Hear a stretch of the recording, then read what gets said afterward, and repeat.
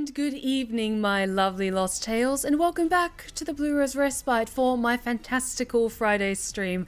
Or should I say, fang-tastical Friday stream? Because we are continuing Cage of Roses tonight, a wonderful sapphic vampire visual novel that is just dripping with gothic atmosphere, and I am very excited to continue this story tonight.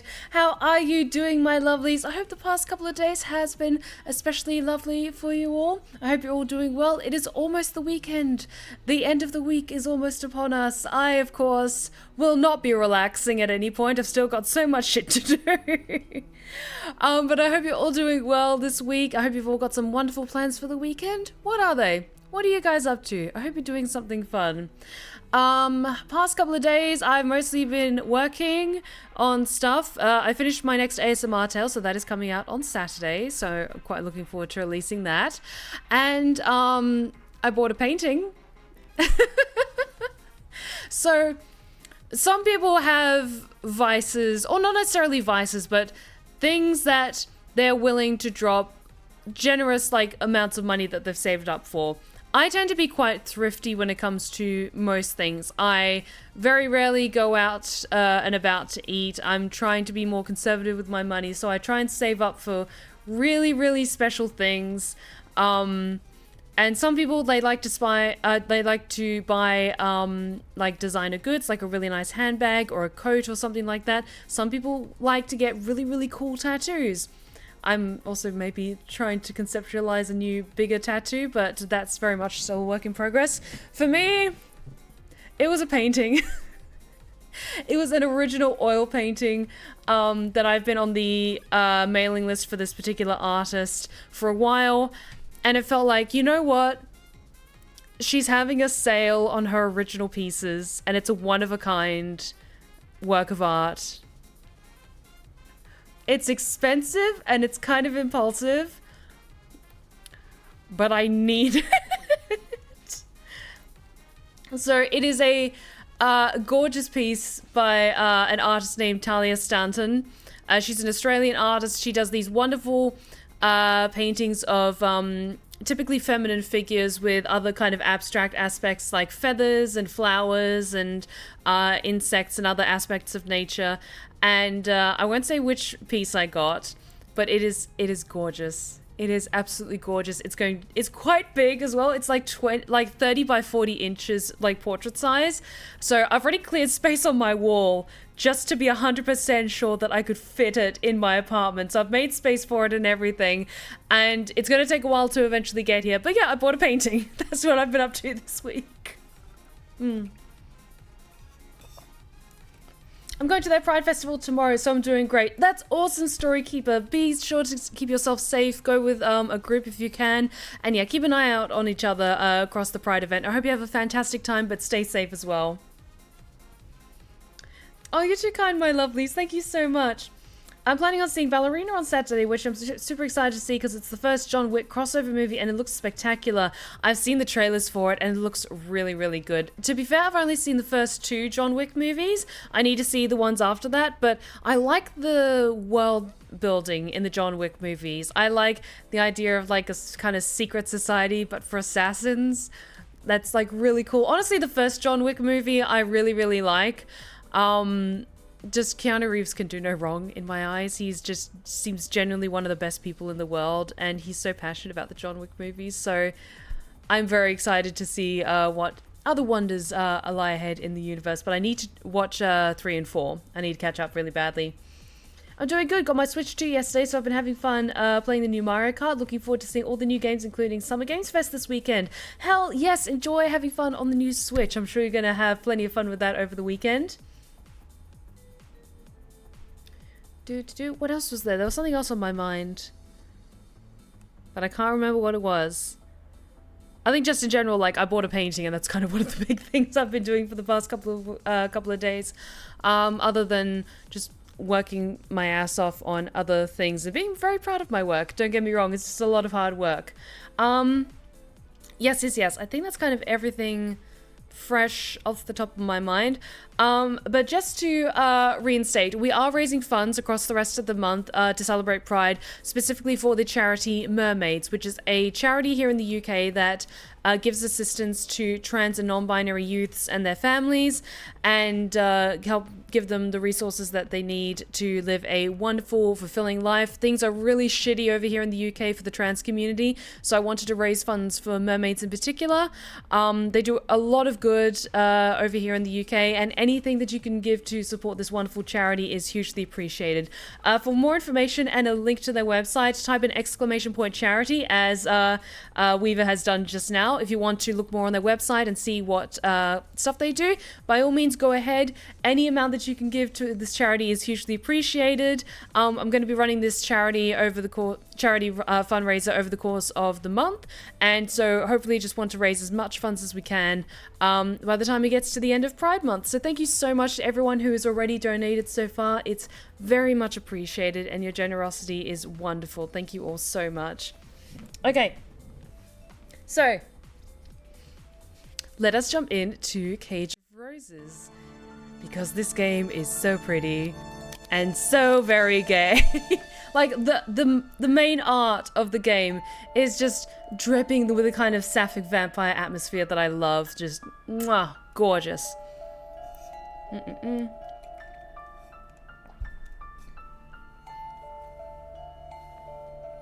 Alrighty, so let us continue with Cage of Roses.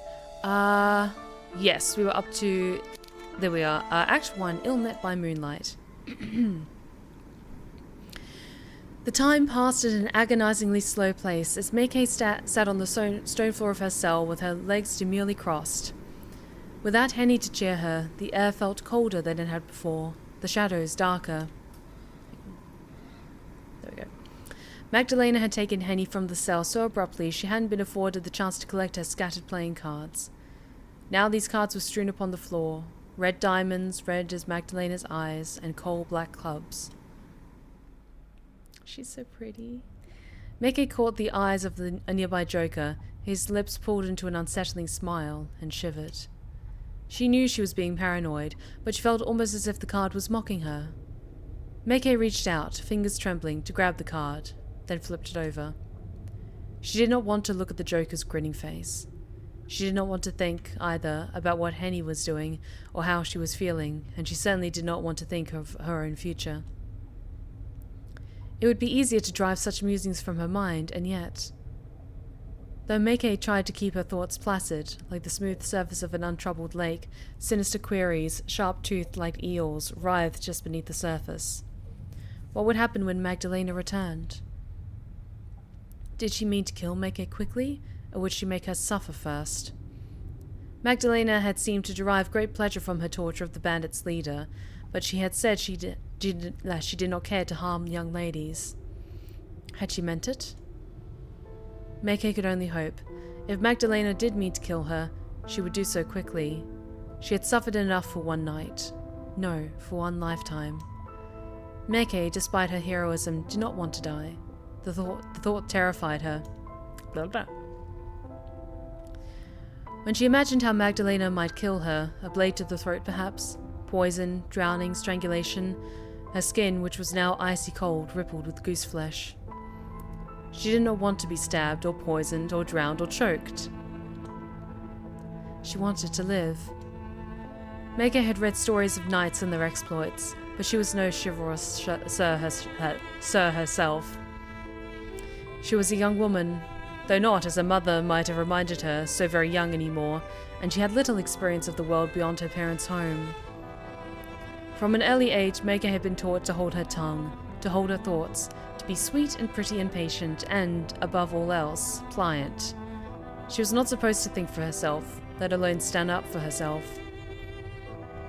It wasn't appropriate conduct for a lady. Meike had endured 25 years as such, living only to please her parents, and her parents' esteemed visitors, and, later, her parents' chosen fiancé, but it had not felt like living. The only times Meike felt herself were those when she played cards with Henny, or read her books, or sat up by a window at night and stared out into the garden. Meike was 25, almost 26. but she knew nothing of the world. She knew nothing of freedom. She had never truly lived. How, then, was she supposed to die? She could not pass on, surely, until she had at least been afforded the chance to visit some of the places she had read about in her stories. Such dreams had been all which had kept Meke from going throughout her dreary days kept indoors. She had persevered for the sake of her present, which she had lamented, but the hopes of a better future which waited beyond the horizon. Now Meke feared she would never be able to reach that future. Her life was to be curtailed before it could truly begin. She would never see any of the world now. Paris and Venice and Rome would remain a mystery to her, exotic settings for stories and nothing more. I will say, as someone who's been very, very lucky and has been able to visit all of those beautiful cities, Venice might be my favorite. Venice is absolutely gorgeous. I've never been there during Carnival, but I've always wanted to go. As I'll be doing a lot of reading because this is a visual novel, I might be regularly taking a quick pause to just chat, take a quick drink of water to rehydrate before I continue. She had been born trapped, and now she would die. The only difference was it was no longer her parents entrapping her, but a monster. Had her 25 years thus far been a story, Meke thought bitterly, it would have been a hopelessly dull one full of endless waiting, but precious little doing. Waiting to live. Waiting to die. Was there any difference between these two states, really, when all was said and done? There's no point crying about it. Meke muttered this under her breath, in the dark for her own peace of mind. There's no guarantee I would have been allowed to live even if Magdalena did set me free. I would have to return to Herr Gerhardt, and we would wed, and then I would spend the rest of my days trapped in his house. I would go from being a cloistered daughter to a cosseted wife. Is that any better, really? In Meke's eyes, it would have been nothing but another form of imprisonment. Walter had the money to travel anywhere, but whether he would be willing to expend these funds on little jaunts for his housebound, bored wife was doubtful. Blah. Perhaps it was better this way. Meke had no life, she knew, waiting for her beyond the walls of Magdalena's castle. She had never been allowed to live as she wanted. That being the case, she might as well die. She had nothing left to lose. The minutes passed by, each more intolerable than the last, until Meke was alerted by the sound of footsteps. The iron door which partitioned the cell from the hall opened with a scraping squeal, and once more Magdalena entered Meke's cell. Though Magdalena had left with an unwilling Henny in tow, she was now alone. Henny had gone. Well, well, aren't you a sight for sore eyes? How fare you, my dear captive? I do apologize for the wait. Oh, never mind about me. What about Henny? Did you set her free? Goodness me, your loyalty towards your lady is most profound. I was certain you would be inquiring as to your own fate, but no, you seem to only care for her. You really ought to worry about yourself more, given the circumstances. But I shall endeavour to allay your worries. I did indeed set your mistress free. I escorted her to the entrance of my home, then bid her on her merry way. Why do you ask? Do you not trust me? You've done little to deserve it, given the way you've treated Henny and I, but oh, I'm so glad to hear it. I only hope that Henny will be alright on her own. That remains to be seen. I might have set her free, but there's no guarantee she will be able to find her way to Osberg, not in the dark with all this fog. These woods are dense, and the paths are not clearly signposted. It would come as no surprise if she were to find herself lost, or else at the mercy of wild animals. This forest is fair teeming with wolves. Did you know that? Wolves? Oh yes, this forest is just as much their territory as it is mine, and they often come out at night to hunt. Bandits aren't the only thing fair ladies have to watch out for.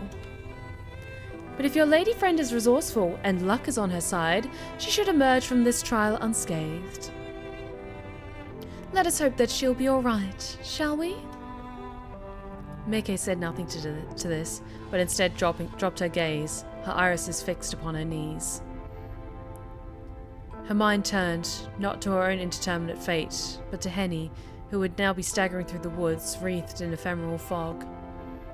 Meke saw Henny backed against a copse of trees, their branches slender, sinister as a pack of hungry wolves bore down upon her, their eyes glistening madly in the moonlight. But this was only one possibility. Magdalena had said Henny would need luck on her side, and Henny had it in spades, if her performance in Joker was anything to be believed. She had always been the better at cards than Meke. Now, enough about Lady Henrique. She is no longer my captive, and, as such, is of little interest to me. I would far rather speak to you. To me? Yes, indeed. I've designs on you, my loyal little servant girl. I do hope you'll make yourself useful during your stay. Designs? Then you mean... Meke pressed her fingers to the base of her throat. She could feel her pulse beating beneath the surface of her cool skin, as erratic as a rabbit's caught in a snare. Also, I can hear, like, the soundtrack is like extra heartbeats pulsing in my head. Do you wish to drain me of my blood? Do you want me to drain you of your blood? Yes, please. Magdalena tittered. How very eager you are! It is not that. Do not misunderstand. I wish only, if you mean to kill me, that you would do so quickly. I've grown sick of waiting. Oh yes, that look in your eyes is delectable. It may be more so, even, than your blood. You're so very defiant. But what is this I spy? You appear to be shaking, my poor little Meke. That is because of the cold. And not because of your fright? I was able to protect my dear friend. I have nothing to be afraid of now. Then, you care nothing for your own life? I've never been afforded a life. You may take it if you wish. You won't be the only one. Ah, yes. That is the fate, or so I have heard, of being a servant. You poor dear.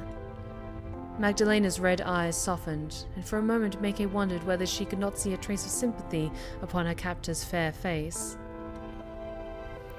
It lasted only a second, however, before it faded. Well, I hate to be the bearer of bad news, but I'm afraid I can't comply with your request. For the moment, that is. I will drain your blood in due course, but I have no desire to do so now. The bandits I encountered earlier made for a more than satisfactory meal. I am so glutted I do not think I could drink another drop of blood. Speaking of drinking, I should take a break. Then you mean to draw this farce out longer still? I'll draw it out for as long as I wish until I'm sufficiently thirsty. There seems little sense in overindulging. I'm sure that your blood would taste sweeter than a bandit's, but that only makes it more imperative that I save you until I truly want you. Though it was Meke's death Magdalena spoke of, there seemed something sultry, seductive even, in the way she stressed her words. It begins! Meke, who was unused to being wanted, found the blood pooling beneath her cheeks, despite the chill which clung to her. How would it feel when Magdalena brought her lips to her neck? Would it hurt? She supposed she would feel a prickling sensation as Magdalena's teeth sank into her flesh, and then... Now, won't you come with me? You'll catch your death of cold staying inside this dreary cell, and then you'll be of no use to anybody. If I am to enjoy you properly, I prefer to do so while your body is still warm. What? Meke looked at Magdalena, her blue eyes uncomprehending. Are you really letting me go? In a manner of speaking, yes. Though I'll only be transporting you from one prison to another. As your hostess, I don't believe that these quarters are wholly appropriate for a long-term stay, especially not for a fair maiden such as yourself. You will be in my abode for several days yet, I fear, until I have further need of you. Until then, I would like you to live in some measure of comfort. How... unexpected. I didn't know that you were so gracious. I can be. I've hidden depths, much like the forest that surrounds my humble abode. I do so hate to see you shiver so, and your skin is so pale, poor dear. You and I could almost be sisters. White skin may be fitting for us vampires, but it isn't so for maidens, not even the fairest in all the land. Now, please follow me. I doubt you've any real wish to stay here, languishing, unless you mean to make a further martyr of yourself. No, Mickey bit her lower lip. She was loath to accept kindness from Magdalena, but she did raise a fair point. It was cold in her cell, and miserable alongside it. If she remained there overnight, it did not seem impossible for the blood in her veins really might freeze. Okay, I see that a poll was run of chat. Would you volunteer to satisfy Magdalena?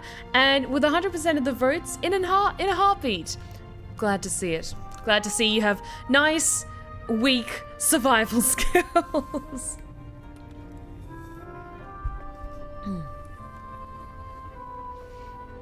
Meke had already given up on her own life, but she didn't want to die as a stray dog racked with shivers. If that is what you want from me, then I have no reason to refuse. How very biddable you are! The words which come from your mouth might be stubborn, but it seems you've experience when it comes to following orders. Of course I do. I'm a maid, like I said. Ah, yes, so you did. That would explain your civility. Part of me was hoping you might refuse, that I would be bidden to carry you. But this is fine too. It spares me the effort. Shall we? Please, lead the way. Meke dropped Magdalena a curtsy this time, taking her dirty skirts between her fingers, the pads of which had turned pink from the cold. Magdalena smiled at this display. For a prisoner, you're awfully cheeky.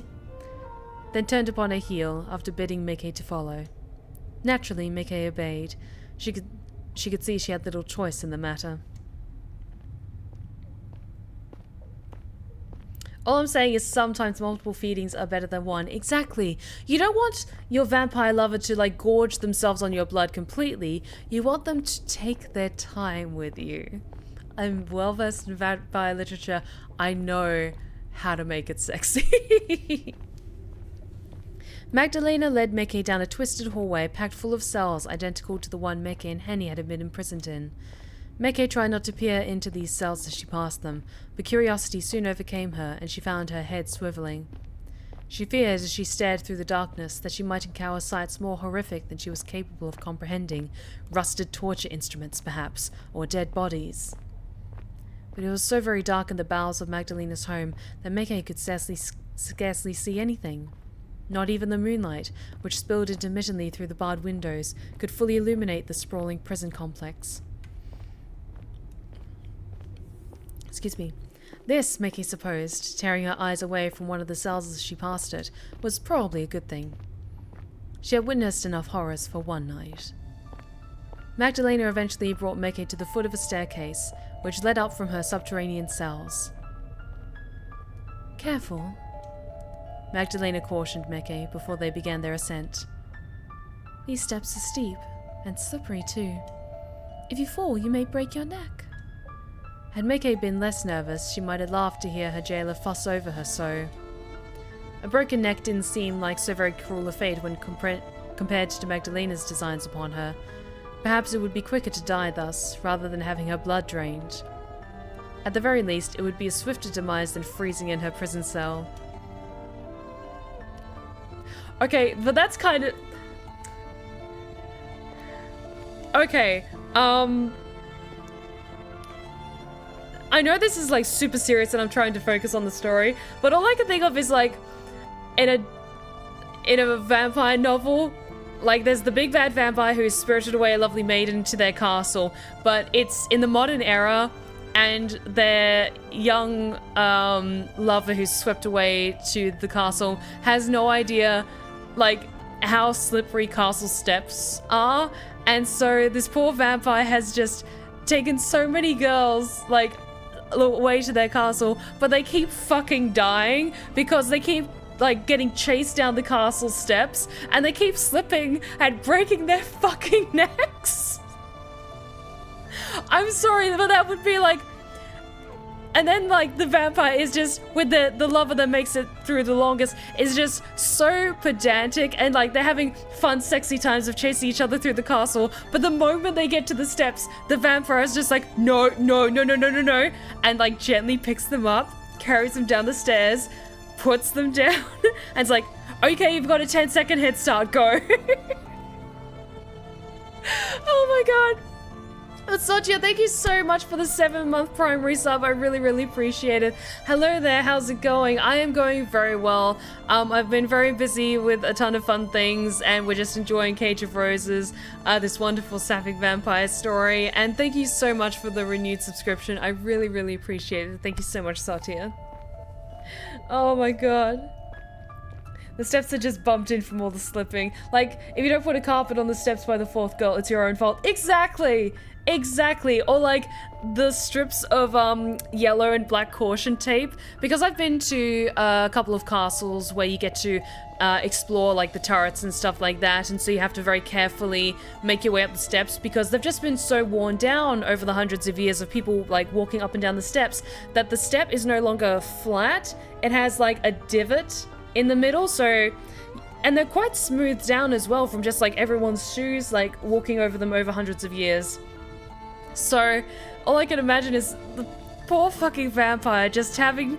Like, the girls aren't dying from being fed upon or even, like, casting themselves dramatically from the battlements in despair. They just keep fucking breaking their necks when they're running down the castle steps. God damn it! Okay, actually, will you guys hold on a second? Because I want to write this down in case I want to use it somewhere. 1 second. Where is it? My fun little document of ideas. Hang on.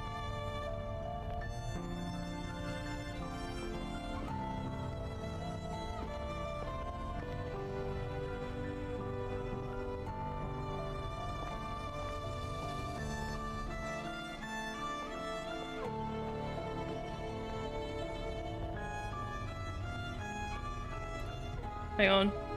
Not used to running up and down.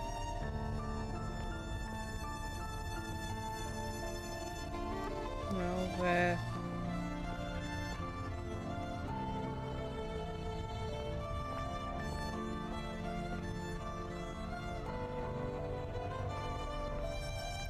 Okay. I'm so sorry. It was just... It's a great, like, if you're having, like, a serious vampire novel, it's a great kind of little comedy bit of the vampire just being like, no, no, no, no, no. Like, I need to put down, I forgot to put carpet down these sets of stairs, so just don't worry, darling. Just let me carry you down the stairs and then we can resume our fun little chase, okay? Okay. Alrighty. Let us continue. Meke felt little in the way of humour, however, as she took the chill banister beneath her right hand and began to climb. She could not recognise the irony in Magdalena's warning, though only vaguely. Her mouth felt hewn into a permanent line, as though carved from stone, her brow furrowed. It seemed unlikely she would ever smile again. The chill of the basement faded as Meke cleared the final step of the twisting staircase, to emerge in a spacious hallway lined with arched windows. The hallway was not so very dissimilar in decor to her parents' home, though it was less ornate, the furnishings worn down by old age. It was apparent that Magdalena's home had once been noble, but it had clearly fallen to rot and ruin, its heyday long since past. The air on the ground floor smelled almost as rank as that in the dungeon, and every conceivable surface was heaped with inches of dust. Okay, so... Sorry, I can't get the comedy bit of, like, the stairs out of my brain. One of my favorite, like, ongoing animated indie animation things on YouTube is the Vampire series, which is animated, essentially like animated music videos, but they're telling a story across the course of the series. So you have the first one, which used The Night by Voltaire. Great song. I love Voltaire. And And then, like, there was subsequent, like, videos with different songs kind of telling the stories that went along, and it's officially getting made into an animated pilot with Voltaire being the voice actor for the Duke, for the main vampire, which makes my heart so happy because I've always wanted to see Voltaire in concert, but I've always like kept missing out on getting tickets to see him, or just the timing wasn't great, so I really hope I can see him one day. But he's also doing music for the pilot as well, and I'm sorry, but all I can think of is that bit would be fucking perfect for the Vampire series if it ever gets picked up. Oh my god. Like, I could absolutely see that, like, Duke in the past, he's chased his, like, brides or lovers or what have you, if they're human, around the castle, and they kept just fucking falling down the stairs and breaking their neck, and he's just like, again! God damn it! Is that the one that's getting a pilot written by Maxwell Adams? Indeed it is. Indeed it is. Alright. Let's focus on the serious gothic vampire story we're telling. Sorry. Vampires have been on my mind a lot recently, for many reasons. The air in the ground floor smelled almost as rank as that in the dungeon, and every conceivable surface was heaped with inches of dust. There was so much dust, in fact, that Mickey could feel it in the air when she inhaled. The dust irritated her eyes and nose and laid heavily, unpleasantly upon her tongue. Mickey swallowed, hoping to void her mouth of the taste of decay, but in vain. The dust was so thick she sneezed, which prompted Magdalena to say, "Bless you." Thank you," Mickey replied, abashed, and then, "I thought you did not care for God or his teachings." "I don't, but I presume that you do. I thought you might appreciate it." "I see. How very thoughtful of you." "I know! For a vampire, I'm unusually sensitive." Mute with fatigue, Mickey continued to follow Magdalena to the end of the hall, wherein a wooden floor was inlaid. Magdalena seized the brass handle and twisted it, then pushed it ajar. It stuck for a few moments, as though unwilling to move, but soon shifted, creaking as it did so. When the door swung back, it was to reveal a vast, spacious room with a ceiling so cavernous, Mickey had to crane her neck to see it. A large ornate staircase was in the center of the room, which rose to the floor above it, the banisters made of wrought iron. This, Mickey supposed, must have been the entrance hall. It had clearly been designed to impress, for its vastness was almost dizzying. Magdalena's home, could it really be a castle, was larger even than Mickey's, and vast enough to be unnerving. Trapped within the scene of spoilt luxury, Mickey felt smaller than ever before, a tiny doll rather than a grown woman, rattling about in a playhouse. The entrance hall must have been fine once, but it showed clear signs of deterioration. The dust was so profuse that it made Mickey's eyes water, and several of the stone steps which led upwards were cracked and chipped. A grand piano could be found in one corner of the room, but its lid was shut, and Mickey doubted it had been played, if it still could be played, in decades. There was a chandelier in the entrance hall, hanging aloft from the high ceiling, but when Mickey craned her neck upwards, she could see even in the dark that it was festooned with spiderwebs. Festooned? I've never seen that word before. The house might have been grand once, but it was not so now. It seems a wonder, really, that it still stood, when clearly it was uncared for. "Your servants don't seem to be working very hard," Mickey spoke lightly, her voice swallowed by empty air. "Perhaps you ought to see to hiring new staff. My mistress would never permit."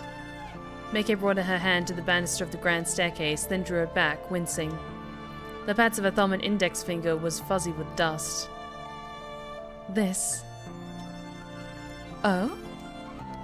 Magdalena, who had already begun to ascend the staircase, turned to look at Mickey and smiled. "Are you judging my home, Mickey?" "I would never presume to be so rude. I just thought it might feel more homey, that's all, if it were less of a pile." Magdalena laughed, then shook her head. "You're quite right, of course, to judge. Please, judge away to your heart's content. I've never been a fan of this place myself. Its scale is too grandiose for even my liking. My great-grandfather, it was he who had this place built, had more money than sense, and absolutely no taste to back it up. A house has no need to be this large. But then there was land enough for it, and money too. And when a man has land and money and means, he will often think, well, why not? Practicality matters little in the decisions of great men, and neither, to my unending woe, does aesthetic sense. I can believe that. My master, rather. Meike's face flushed at this gaffe, the tips of her ears turning pink. I half-filled my own residence with pointless baubles. They were all very expensive, but not particularly cohesive. The parlour looked like a museum once he was through with it. It hardly seemed like a place to sit and relax. I was too afraid to spend any measure of time in there, in case I broke something. Then it seems we have something in common. I found this place dismal even when my family was alive, and we had a legion of maids back then to keep everything spick and span. They kept the dust and the cobwebs at bay, bless their hearts, but they couldn't combat the loneliness. Now, my family is dead, and all our maids along with them. I can hardly take on new hires, being what I am, so my home was rather left to go to ruin. I clean what I can, but there's so very much house to clean, and only one of me. It's quite the overwhelming challenge. My attempts at cleaning have fallen quite by the wayside during the last half a century. I hope you can forgive my slovenliness. Oh, no, it's fine. I understand. You're too kind. Magdalena's red eyes softened, as they had back in the dungeon, when something akin to sympathy. But before Meike could ponder this, her jailer turned. Oh, listen to me prattle on. It is most inconsiderate of me, especially when you must be tired. Let us make haste to your room. Meike followed behind Magdalena as a puppy might, almost grateful to her for the promise of a room and of a bed.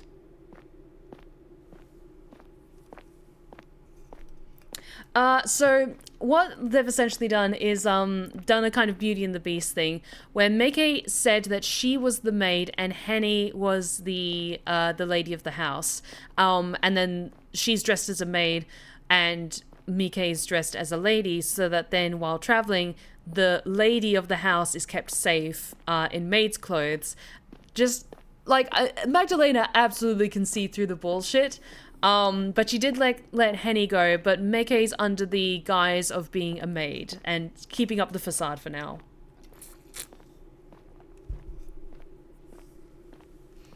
It was as Magdalena said, she really did feel tired. She was more than ready to lie down beneath warm covers, or even lukewarm covers, and sleep. Anything would have been better than the stone floor upon which she had been lying. Meike yawned, her eyes blossoming with tears anew, while pressing her right hand, fingertips still flecked with dust, instinctively to her mouth. Oh? But, half asleep though she was, Meike's senses were alert enough for her to detect a sudden noise. There came, through the yawning gulf of the entrance hall, a sound not dissimilar to that Meike had heard in the dungeon. It was a scream. Or was it? Meike was unsure. The scream was fainter than the one she had detected in the dungeon, and seemed to emit not from the ground under which the cells lay, but above her head. Was there another person concealed in Magdalena's abode? Somebody other than herself? Was it another captive, kept separate from the rest? Was it Henny? Magdalena. Lena, please. Magdalena is quite a mouthful. I would rather you use a nickname, as you did with your mistress. Meike wished to contest this. Her relationship with Magdalena wasn't close enough to allow the use of nicknames, and she felt too tired to engage in an argument. What did it matter, really, how she addressed Magdalena, when soon she would be dead? Lena, then, what was that noise I just heard? What noise? You didn't hear it? Meike stared at Magdalena, her expression one of patent disbelief. It wasn't very loud, I'll grant you, but it was unmistakable. I swear it sounded just like a scream. A scream, Magdalena pondered, one hand beneath her chin. Such sounds are not unheard of in my abode when I'm attending to a prisoner. Meike shivered. But there is nobody here now except me and you. Nobody living, at least. Then it's not the imprisoned bandit? Certainly not. He will never make a peep again. I made sure of that with my own 2 hands. It would be hard for him to speak with half his throat torn out, you see. Oh. Mako pressed a hand to her own throat, as if to check its integrity, and as she did so, choked. The air was so thick with dust it was hard to breathe. Now, dear, worry not. It was not your mistress who screamed thus, and if that is what you were wondering, I'm a woman of my word, and I promise I let her go. She is quite... well, she's not necessarily all right, but she is away from me, and there is the possibility that she might live to see another dawn. Then who screamed? What was that sound? It must have been your imagination. You have overexerted yourself after this night's events. Anybody would be exhausted in your situation. It didn't feel like a dream, though. No? Magdalena shrugged in a manner which did not seem in keeping with her aristocratic bearing. I suppose it must have been the wind, then. It is very draughty in here. Is that all? That's all it could have been, unless you mean to suggest that the dead can speak. Magdalena's red eyes bored into Make's, so intense Make feared they would consume her. Unsettled, Make glanced away. No, I wasn't just suggesting that. Good. I know it is expected for women to lose their minds at the drop of a hat, but I've grown quite sick of that being regarded as the weaker sex. I am pleased to see you're doing your level best not to let us down.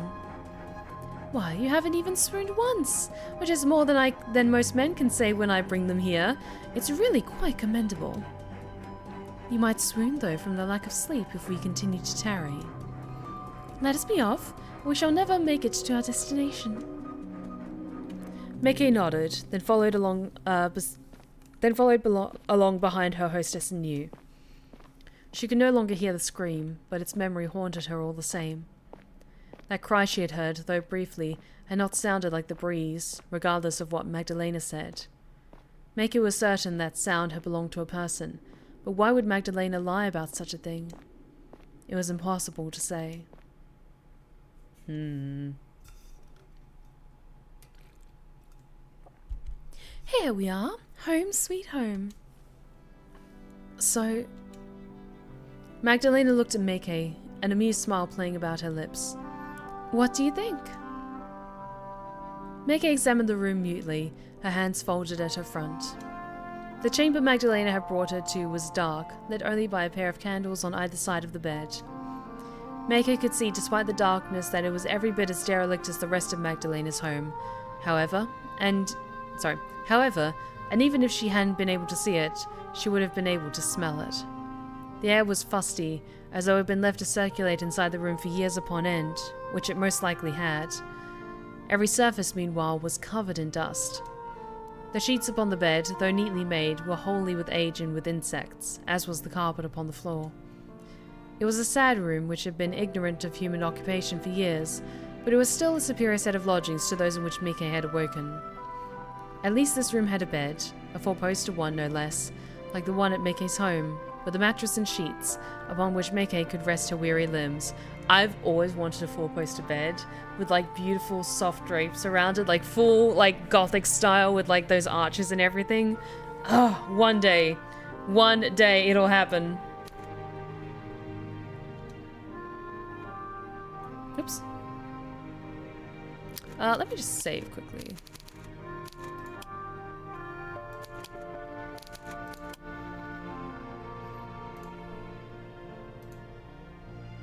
Okay, I think I accidentally hit back. Okay, no worries. The bedchamber had a wardrobe too, though Make possessed nothing to store it save the tattered clothes upon her own back. There was a writing desk upon which lay a basin for washing, and a chamber pot for more delicate business beneath. This pot was, thankfully, far cleaner than the one Make had found in the dungeon, so white and spotless she imagined it unused. The desk faced a large window, which was currently obscured by a set of dark blue curtains. Make could not see beyond this window, though she doubted she would have been afforded much of a view even if she had drawn the curtains back. It was very late, after all. It was not as cold in this room as it was in the underground cells, but it wasn't warm either. The wind crept in through fine cracks in the aged windows to toy with the reddish-orange flames of the 2 lit candles. To toy, too, was with Make's hair and the hem of her dresses. She shivered. "Do you not have a tongue in your head?" Magdalena needled Make, who had yet to speak. "Don't tell me that you've come over all shy. I brought you to this room solely that you might sleep. I have no wicked designs on your innocence, regardless of how pretty you are. I only want your blood, not your body." "So you say now, miss. So you say now." "I beg your pardon?" Make blinked at Magdalena, uncomprehending. "What designs are you speaking of?" "You cannot tell?" "I'm sure I've no idea." "None whatsoever?" "Not at all. I'm wholly ignorant of such affairs." "Goodness me." Magdalena rolled her red eyes upwards to the ceiling, which seemed to sag beneath its own weight. "I can't tell whether you are being dense on purpose, or whether you really are that innocent. Did your mother never teach you what men and women do in chambers such as this?" "My mother did not, no. She thought such topics beneath her. That was my governess's job, although I don't think that I would care to do much of anything in a chamber like this one. It smells like the grave." "Tut tut. You're being rather rude about my home, you know. Here I am trying to be a good hostess, and you throw my kindness back in my face. I know you do not like your home much either. You told me." "Touché. I did try to pick out one of the pleasanter rooms for you, but there are so many of them it is difficult to keep abreast of them all. I rarely have visitors over, and when I do, they all get thrown into the dungeon. There seems little point, therefore, in keeping these rooms spick and span. I hope you can forgive all of the dust and their general disuse." "Oh, I have more to take issue with than that." "Yes, I suppose you do. You must have quite the bone to pick with me." "Maybe I do, but not right now. I'm too tired." "Yes, you do look it. Your face is frightfully pale. I think a good night's sleep is what the doctor ordered, provided you are able to rest, that is." "That would be nice, but..." Make let her fingers trail along the brocaded covers of the bed, her expression pensive. "What did you mean earlier when you said you had no designs on my innocence?" "Dear me, I thought you were joking. But I can see that you are in no fit state for it." "I don't tell jokes. I have little to laugh about." "And you have even less to laugh about now, you poor dear." Magdalena cleared her throat. I meant only to say that I would not unto you as a man might, regardless of our surroundings. I have no nefarious intentions, of that you can be assured." Make thought of her governess's explanation of sex, and of Walter's expectations come their wedding night, and flushed. She's so pretty when she blushes. Ah!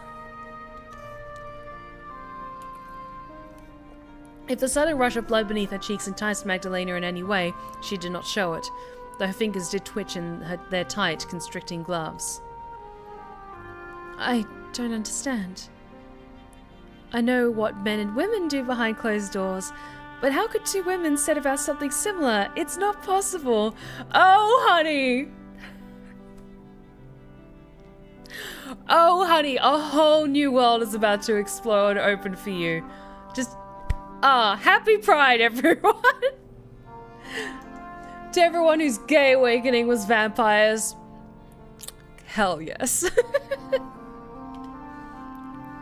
You think so? I know so. My governess explained everything to me in great detail. When one wishes to make a baby, well, two women cannot do that. There would be no sense to it. And you think people ought to do things only because they make sense? That is quite narrow-minded. But people are often uneducated in such affairs, both in my time and your own. In some ways, the world has changed a great deal. yet in others. Well, never mind. I can see I'm only confusing you. Here's a copy of Carmilla. Have a good night. I'll come back and talk to you tomorrow night. You're so very innocent, it hurts. Perhaps it is to be expected, though. Ladies ought not to know such things. They are born and bred to be ignorant. What? Maggie had not understood the full implications of Magdalena's previous lament, but she understood well enough what she meant by this. Why would you call me that? I already told you, I'm not a lady. I am Lady Henrik's faithful servant. Yes, you did say. And that's true. She is the lady, not I. You did labour that point quite intensely, yes, back in the cells. You were so fervent about it, you almost had me fooled. At least, you would have. If you weren't such a terrible actress. What? Oh, don't what me. It's quite tiresome. Do you think I'd fail to notice all your fancy turns of phrase? Your vocabulary is that of a well-to-do young madam, not a maid. Not even a lady's maid. You wear that sumptuous dress of yours easily, dirty though it is, and your bearing is definitively regal. You could never hope to pass as a common serving girl, not in a month of Sundays. I'm not stupid. Then, Meke sank down on the bed, which creaked beneath her as if in warning. Her palms were pressed to the mattress to support her weight, which all of a sudden felt excessive, and her heart was pounding like a drum. You knew I was lying from the very beginning? Indeed, I did. It was very obvious. I can tell you have no practice in deceit, Meke. You're much too sweet for it. But if you knew I was lying, why did you agree to let Henny go? Herr Gerhard wouldn't lift a finger to aid Henny if she disappeared, but he will surely come looking for me. Herr Gerhard? Is that the name of your fiancé? Yes, it is. And you don't refer to him by his Christian name? That is... Dear me, you mustn't be very close to the man. Why, you make him sound like a stranger. Do you truly wish to marry him? I hadn't any choice. My parents... Ah, yes, it was silly of me to ask. That is how it always goes, isn't it? And what of your fiancé? Does he know well enough to try and Does he know you well enough to try and rescue you? I think he might. Meke swallowed, tasting dust on her tongue. He's an important businessman. He takes exacting care over his investments, or so I've heard. I imagine it would be the same for me, too. I'm a Von Essen, after all. There would be a lot of prestige in wedding me. So, that is how he regards you, as a profitable purchase? I cannot say. After all, I hardly know him, and therefore cannot judge how he sees you. Does that sum it up? It is not entirely inaccurate, no. What a woeful state of affairs this is. It sounds like you would be wretched whether you were in my home or out of it, particularly if the latter would entail being by this Herr Gerhard's side. Perhaps I did you a favor by bringing you here? Meke did not reply to this. She did not want to give Magdalena the satisfaction. Well, never mind all that. Your fiancé can try to look for you, if he likes. I do not care. The last but a Quinn, thank you so much for the raid. Welcome, guys. What were you up to? Come in, take a seat, join us. We are playing Cage of Roses, a wonderfully sapphic vampire romance visual novel. Thank you so much for joining us. How's it going? What were you up to? What were you doing? Quinn, if you need to head out and do post-stream stuff, that is totally fine. Thank you so much for entrusting your community with me. Oh, thank you so much. We're also doing a charity fundraiser over the course of Pride Month to raise funds for Mermaids, a UK charity that supports trans and non-binary teens here in the United Kingdom. But if you need to head out or you prefer to lurk, that is 100% fine. Thank you so much for joining us. Hey Steph, we were playing Doom Eternal. Oh, that sounds awesome. Were you guys having fun? I'm sure you guys were having fun. That sounds great. Alrighty. let us keep going. Well, never mind all that. Your fiancé can try to look for you if he likes. I do not care. I doubt he would be able to best me. But you said you wished to avoid all that. Did I really? Yes, you did. That's why you proposed letting me go. Oh yes, good memory. It would seem that the cold hasn't eaten away at all of your faculties. Not just yet, at least. As for why I changed my mind, well, that needn't concern you. But this is about me. Surely it must concern me. Oh, there's nothing like ripping through hordes of demons. Hell yes. Ah. So, quick stretch of my neck. Ah. Oh, there was no real reason behind it. It was nothing more than an act of whimsy on my behalf. If you truly want to know why I went along with your chicanery, then... Let us say that I felt touched when you offered to throw your life away for the sake of your maid. Few mistresses would be capable of such compassion. It was truly remarkable. I didn't want your efforts to be in vain. That's all. Oh, things have been going great, Sean. Thank you so much for asking. I've just been very busy working on some stuff. Had a bit of a lie-in tomorrow. I skipped the gym this morning, even though I feel like I should have gone. But yeah, just busy working on cool things. But I had a good day. Thanks for asking. And you are prepared to put yourself in danger for that? I won't be in any danger. I'm a vampire. I can shatter rib cages with a single touch. Excuse me. Or thereabouts, at least. Now, you really must get some sleep. It would be much easier for you than asking all of these silly questions.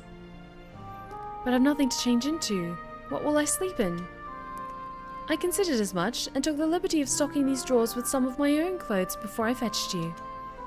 You should find that they fit, more or less. And they're clean, which is more than can be said for the rest of the linens in this place. There are books on the shelves too, which you may read, and I drop a basin of water for you to wash yourself in upon waking. You could find no better amenities in any inn. I do hope you have a pleasant night, and sweet dreams. Magdalena smiled sardonically, then dropped Mackay another curtsy. I'd just try not to breathe in through your nose if the smell bothers you. I wouldn't want you to spend the night coughing. A fair lady such as you needs her sleep. Laughing to herself, Magdalena straightened, then turned. She departed, her long cloak trailing behind against the age-spotted carpet, and shut the door behind her. Mackay waited until she heard Magdalena's footsteps fade, then rose once more to her feet. She crossed the room, her legs trembling, and seized the doorknob between her fingers, but it stubbornly refused to budge. The door was locked. Well, of course it is. What did I expect? Defeated, Mika returned to the bed. Weary from all that had happened, she collapsed upon it, her loose hair strewn in spirals across the sheets. Mackay stared up at the ceiling, which was drenched in darkness, and softly muttered, "What am I going to do now?" Mackay's question, of course, fell upon deaf ears. There was nobody to hear her. She was all alone. She's so pretty. Mackay tossed and turned uneasily that night, in a bed which smelt of disuse and decay. Also, I need to see who the artist for this game was, because these images are just so rich and sumptuous. Like, I could feel the texture of the fabric, like the clothing that she's draped in, and like the silk beneath her. Just, oh, it's so gorgeous. The bed was more comfortable than the cell in which she had been held, but it was almost as cold, its thin sheets eaten away by old age and insects.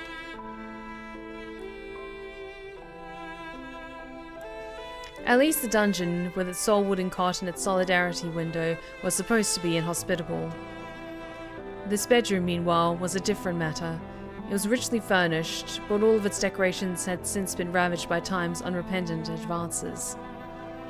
The men and women who must have stayed in this room once, more than a century ago, would surely be dead now. In that sense, the room felt akin to a crypt. Did that make the bed a sarcophagus? Meike a corpse? Magdalena had spared Meike's life for the present, but Meike doubted that she would be so fortunate in the future. Magdalena was not, Meike reminded herself, a human, but a vampire.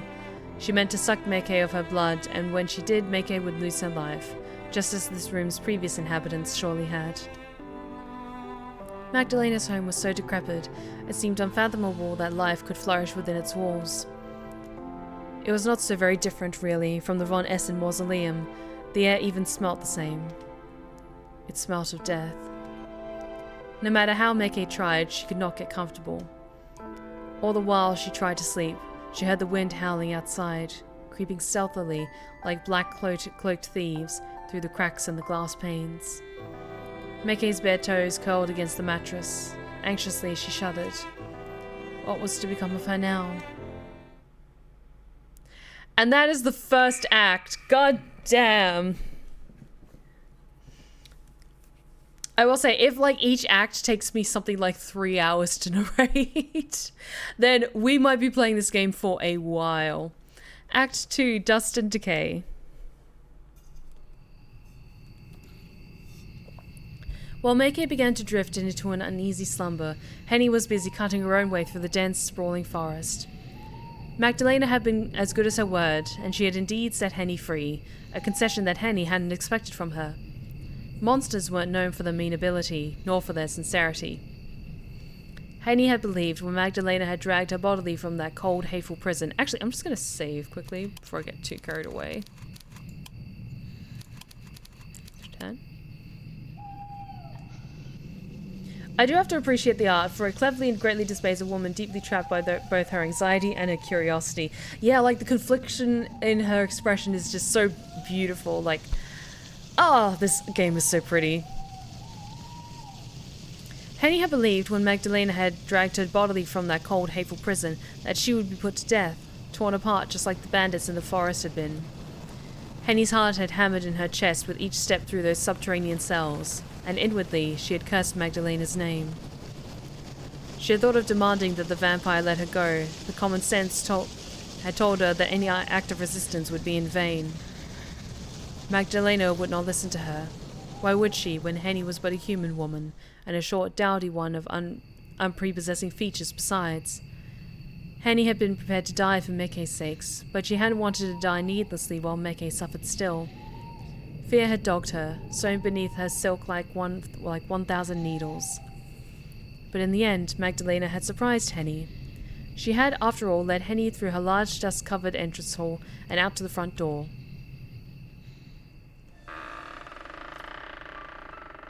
Character design and CG art was done by someone who goes by RockCR. It's a Twitter account. The background is Summate Studio. Interesting.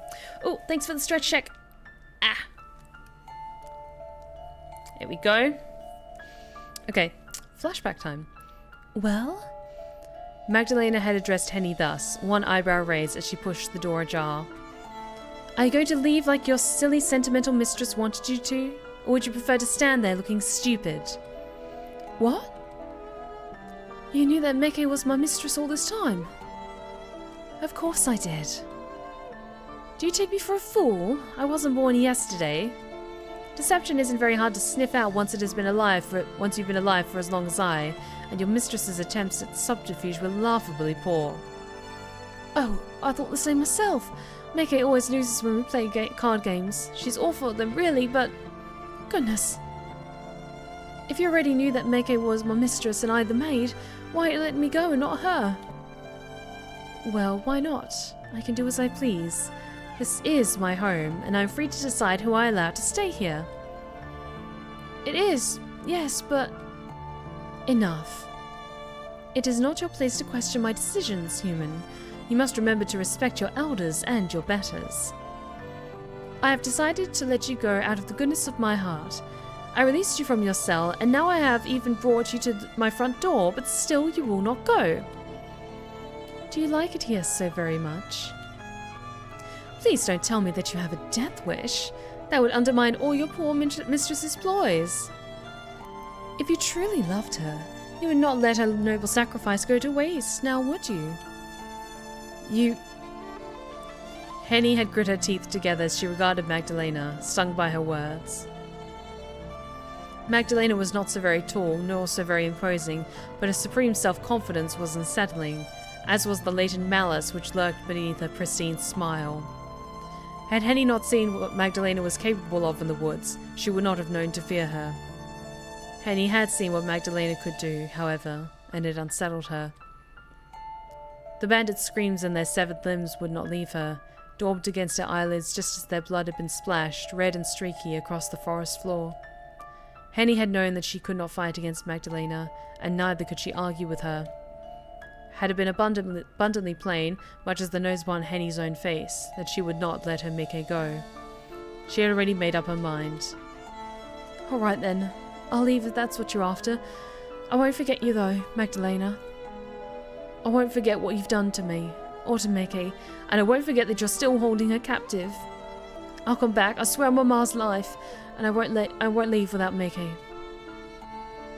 Really now, that is quite the declaration. I suppose I shall look forward to seeing you again, then, Lady Henrique. It gets so lonely here, living in this desolate old pile, and I do love entertaining guests. I will be sure to save a place for you at my tea table, ensuring that you are able to make it out of the forest in one piece, of course. It is awfully dark out there, and look at all the fog. I don't much fancy your chances, but what do I know? You might be more durable than you look. Henny had not dignified this teasing retort with an answer. Instead, she had turned, trying to assume as much dignity as she could, which, given her life spent serving the Von Essen family, was more than one might have assumed, and marched off with her head held high. If her shoulders had trembled when she entered the forest, it had not been too apparent. Now free from Magdalena's clutches, Henny continued to pick her way through the woods. Henny thought of Magdalena and of Mickey, and how her poor mistress must have been faring as she trudged onwards. Her thoughts strayed too on occasions to her own safety, and whether she would really be able to emerge from the woods unscathed. But whenever she began to doubt herself, she bit the inside of her cheek in self-rebuke. It was not, Henny told herself, a case of if she would escape from the woods, but when. Henny knew that if she succumbed, either to wild animals or to the icy air, Mickey's fate would be sealed. Mickey was relying upon her, which meant she had to keep going. There was nothing else for it but to keep putting one foot after the other, no matter how many times it took. Henny continued to walk, her dark eyes focused on the uneven path ahead. It was very dark in the forest, and the moon did little to light her way.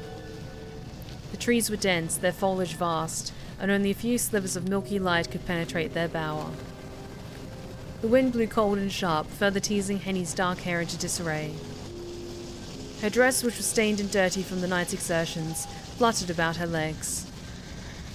Back then, Henny had thought only of escaping from the bandits. She had squeezed Mickey's hand tightly in her own, and had pulled her along as a child might a beloved toy, careless of which direction they had been fleeing. Henny hadn't known where they were going. She hadn't much cared either.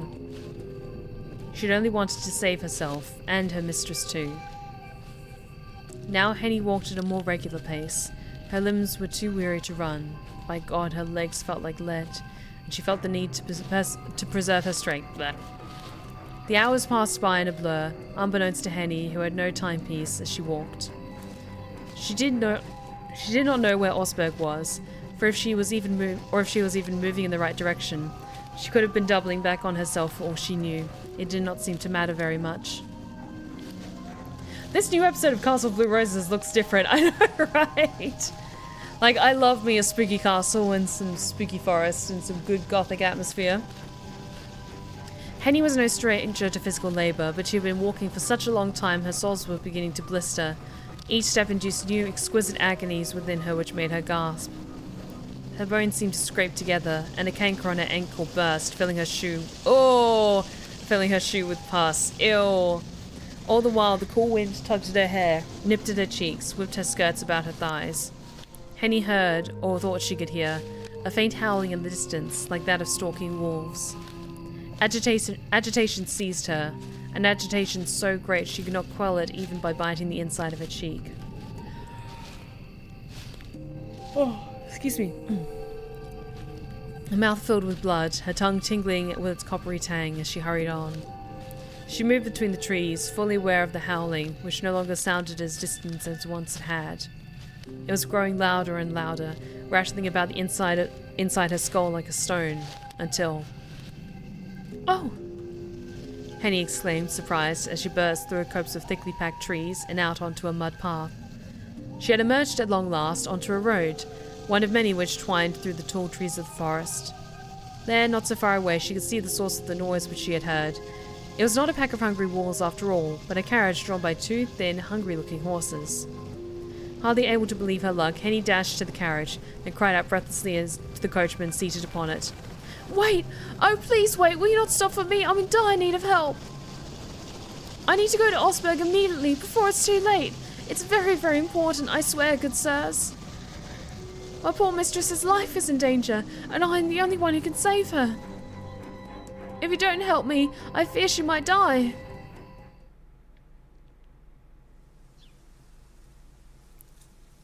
Oh god, now I need to know what happens next!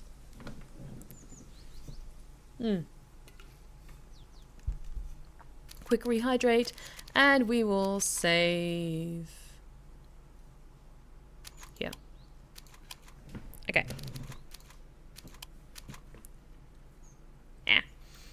Meke felt disoriented when she woke the following day in an unfamiliar bed which smelt of something spoiled. It took Meke a few moments to become fully cognizant of her surroundings.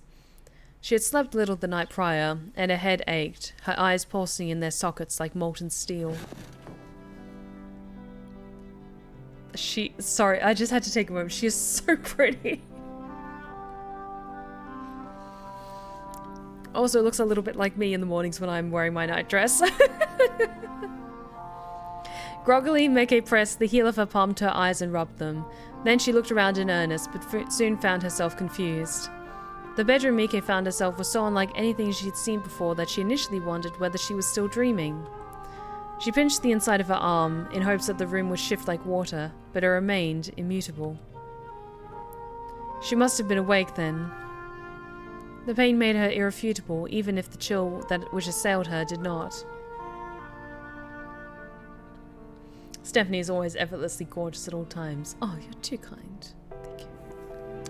Meke had faint recollections of running through the forest last night. Her parents had both been stabbed in their carriage, or so Henny had told her, but these memories remained a blur. Meke could not recall her parents' final moments, but she could remember awakening in the dungeons of an unfamiliar abode, governed by an unfamiliar woman. This woman, who had introduced herself as Magdalena, had claimed to be a vampire, and now Meke was her prisoner. The bedroom Meke found herself in seemed even more miserable in the daylight than it had last night, obscured by a veil of darkness. It was more dilapidated than the servants' quarters at Meke's home, and had most assuredly seen less use. The furniture, though luxurious, was scuffed, the carpet threadbare, the basin upon the bedside table covered in hairline cracks. Dust covered every conceivable surface, and spiders had made their homes in the corners of the room, their gossamer webs outstretched like grasping fingers. The air was so stagnant, Meke felt compelled to open one of the windows, but her attempts were in vain. The windows were locked, and she could find no key to aid her. Perturbed, Meke slumped down at the desk by the window, then stared through the stained, smeary glass. Magdalena's garden sprawled out before her in a dense, twisted tangle.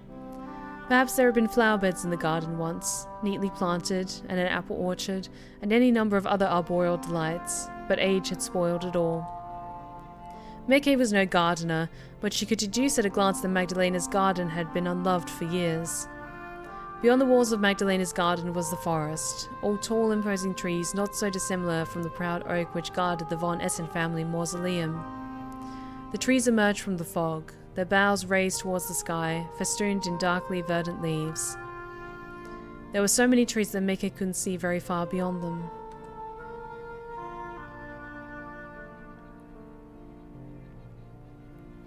Stephanie is beautiful like the sun, or the wind is quick, or the ocean is alluring. It is a fact of her existence.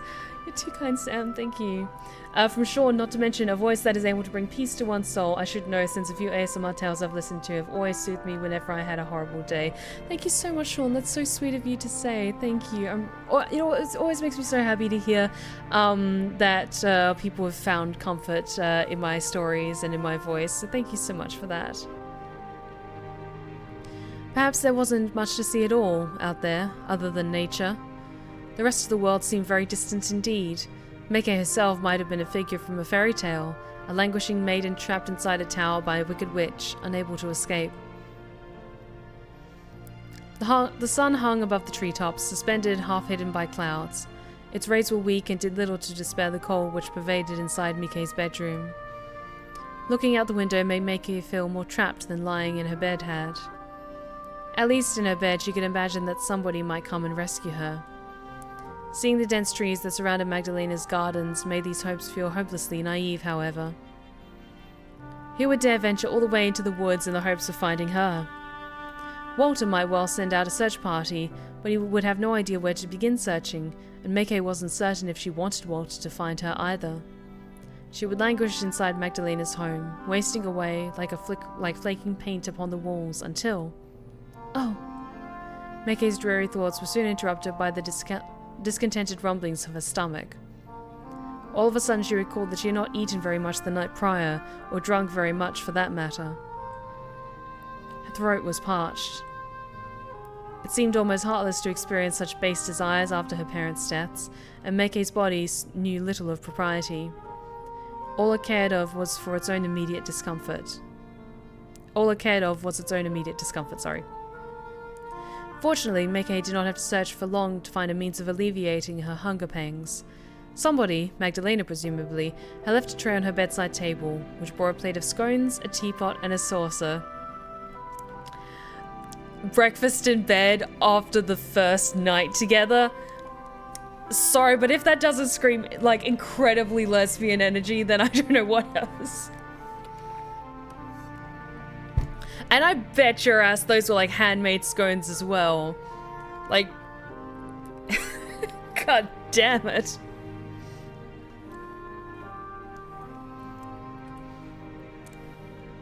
Meke soon discovered that the teapot was still warm, a few indistinct ribbons of steam unspooling, still from its spout. Magdalena must have entered her bedroom less than half an hour prior, when Meke had been asleep to set her breakfast down. The scones, meanwhile, seemed plain, but they would be nutritious enough. Meke was surprised that Magdalena kept any food at all in her home, given the curious nature of her diet. As a vampire, did she not sup only upon blood? Where had Magdalena procured these scones? Had she made them herself for Meke's sake? The thought of her vampiric host labouring in the kitchen, her sleeves rolled up like those of a common drudge, was an amusing one. It was almost enough to make Meke smile. It's so fucking gay, I love it. Wedged underneath the teapot was a note, which Meke extricated. She smoothed the note out, then examined it. The note was a perfunctory one, written in elegant, swooping cursive. It said quite simply, "Eat up and get your strength back. You'll need it." Nobody had signed the note, but Meke was sure it was from her mysterious hostess. Meke wondered whether the note had been intended as a friendly gesture or a threat. Perhaps it was a mixture of both. Meke was unsure how to feel about it, but she supposed it was nice that Magdalena had gone to the efforts to care for her. Tea and scones were better than bread and water. Magdalena might not be so bad after all. For a bloodthirsty vampire, that was, who meant one day to murder her. Meke brought the rim of her teacup to her lips and sipped at the amber liquid within. She had half expected it to taste astringent, of sharp, tangy iron, and of blood. But she soon found it quite inoffensive. Maybe it's Assam? Meke took another sip of the tea, and then another. Though she had meant to be cautious, what if the tea was laced with something, her thirst soon got the better of her, and she drank the whole cup in half a minute. Setting the cup back down on the saucer, Meke then turned her attention upon the scones. She ate delicately, taking care not to drop any crumbs upon her lap, or the floor, though why did it matter really when the carpet beneath her was so warm? A few crumbs would hardly spoil this bedroom more than time already had. In fact, they might not serve to make the room more homey. But then again, perhaps not. It would have been a tall order to breathe even a modicum of life into this room. Meke doubted even Dr. Frankenstein himself could have managed such a feat, despite the cadavers he had stitched together and raised from the dead. Side note, have you guys seen the Frankenstein trailer for Guillermo del Toro's Frankenstein? Oh my god, it is like, oh, it looks so good. And we have Oscar Isaac in the slutty, ruffled, romantic era white shirt in the rain. Guillermo del Toro just gets it. He gets what we crave, which is sexy monsters and Oscar fucking Isaac in the slutty white romantic shirt in the rain. Thank you. I know he's gonna knock it out of the park. It's gonna be amazing. Mia Goth is also playing the bride, I believe. Dr. Frankenstein, not her, like, stepsister who he ends up marrying. Words. I am going to be just the most unhinged levels of when that movie eventually comes out.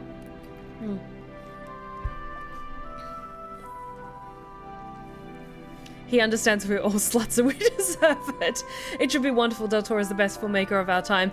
Absolutely. Lord Azul, I absolutely agree. He is one of the most talented visionaries out there, and his gallery of work, even though some films are definitely stronger than others, God, his visual style is just next level gorgeousness. Oh my god. Huh. Whew. Sorry, now Oscar Isaac is living rent free in my head. Fuck. I'm gonna be going onto TikTok after this and just looking up Oscar Isaac as Dr. Frankenstein edit and just watching those for the next 6 hours. Oh my god. Meke was so cold, even with the tea on her tongue, she was starting to feel distantly cadaverous herself. She finished her breakfast, then looked about her room once more, unsettled. Surely she could not stay there, motionless, waiting for Magdalena to stop by and slaughter her. There had to be something she could do to escape her predicament. Meke rose to her feet, buoyed by sudden nervous energy, and padded barefoot over to the door. She grasped the door handle and tried to turn it, but in vain. The door was locked, and it stubbornly refused to shift. Meke had expected as much, and wasn't particularly surprised. Slipping out through the door would have been too easy. Next, Meke turned to the window, but her hopes of escaping via the window had already been dashed. Which is a really good thing as well, because I think he was one of the directors proposed to try and bring the Dark Universe for Universal back when that was a thing. Oh my god, like, okay, so I have a lot of mixed feelings on the Dark Universe idea and what direction they were taking it in. I genuinely think it could have been really seriously fucking cool.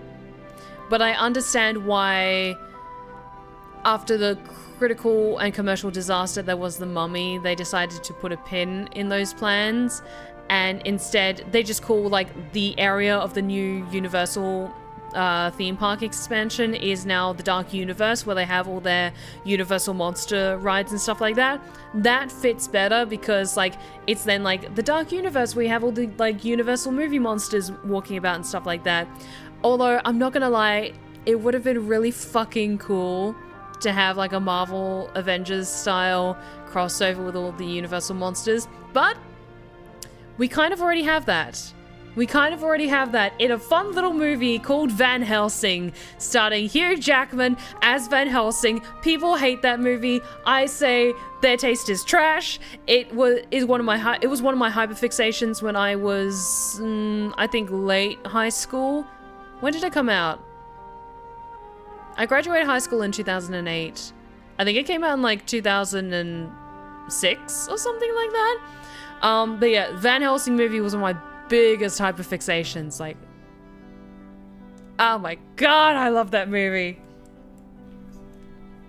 Like, was it anyone else's gay awakening? Kate Beckinsale as Anna Valerius in like the super impractical thigh-high buckle boots and heeled buckle boots and an underbust corset, and yet she still kicks all of the ass because she's Kate fucking Beckinsale, and you will respect her name.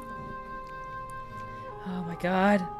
Honestly, I will also say, the werewolves in Van Helsing are some of the best fucking werewolves ever put on screen. Each of the werewolves featured in that movie looks unique and looks fucking cool. Even for the CGI at the time, it looks really good. It's really, really good. God, I am so aggressively gay for that movie. Also, not even touching on what Richard Roxburgh as Dracula did to my brain chemistry, or what Hugh Jackman, as a spoiler alert, as a werewolf did to my brain chemistry.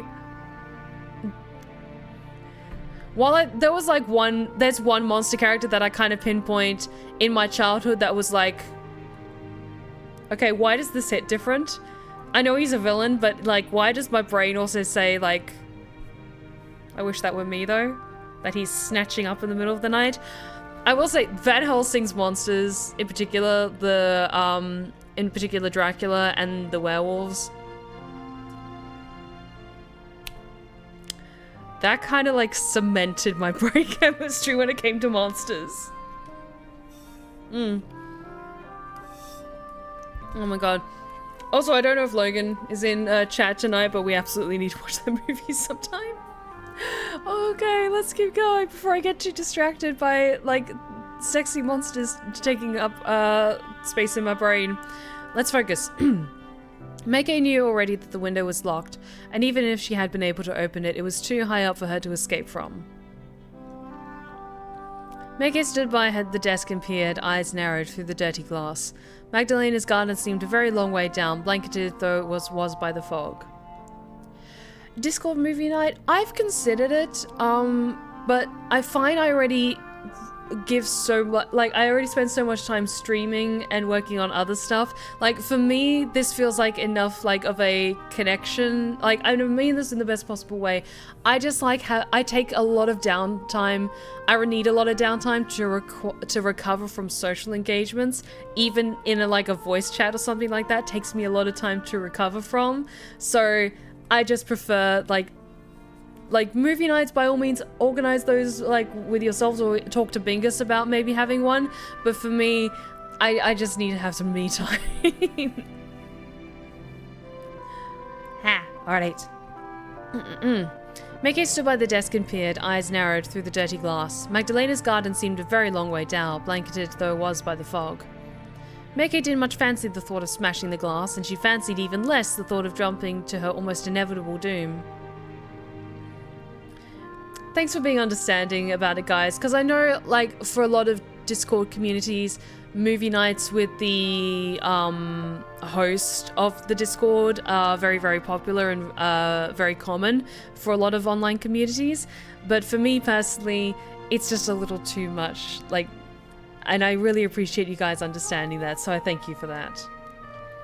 Even if she didn't break her spine, it seemed likely she would break an arm or a leg, or both. It did not seem like escape was an option, though she had of course known that already. Magdalena would not have been that careless. Meike sighed, defeated, and took a seat once more upon the bed. It groaned beneath her, as though in pain, sounding rather like it wanted to be put out of its misery. Meike could hardly blame it, given how very old it must have been. She felt distinctly miserable herself, though there was one silver lining, she supposed, to her captivity. At least Henny was alright. Meike hoped she was alright, at least. If she was not, then... But Meike would not allow herself to finish that thought. Henny had to be alright. She simply had to.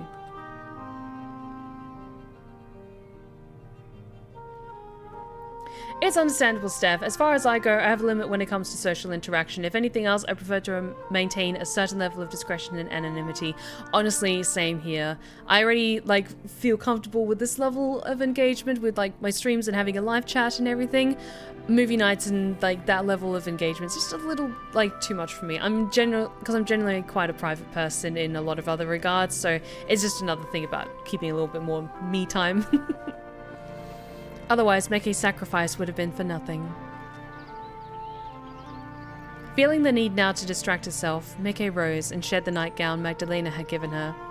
She changed, not into her old dirty dress from the day prior, but into one of the new clean gowns Magdalena had left in her chest of drawers, all neatly pressed frills, which smelt only faintly of mould. Now newly outfitted, Meke paced the room, wondering what she could do. Damn! Oh, that is gorgeous! While living with her parents, Meke's mother had often instructed her to work on her embroidery hoop. Lady von Essen had thought sewing a suitable pastime for a young woman, that or playing the piano. Meke's mother had always thought music too passionate to be appropriate, however, and in any case, Meke had never been very good at the piano. She'd never been very good at embroidery either. Meke had sewn cornflowers and magpies until her fingers had threatened to fall off, until she had become so thoroughly sick of these twee repetitive patterns she had felt like hurling her hateful embroidery loop clean through the window. Meke considered herself fortunate indeed that Magdalena hadn't left an embroidery hoop upon her breakfast tray for her. Magdalena might have been a vampire, but at least she wasn't that cruel. Meke had stitched enough hateful curlicues to last a lifetime. Though there was no hoop, and thank goodness for that, there were books. The shelves in Meke's new bedroom were full of them, old and dusty with worn spines and crinkled pages, but quite readable.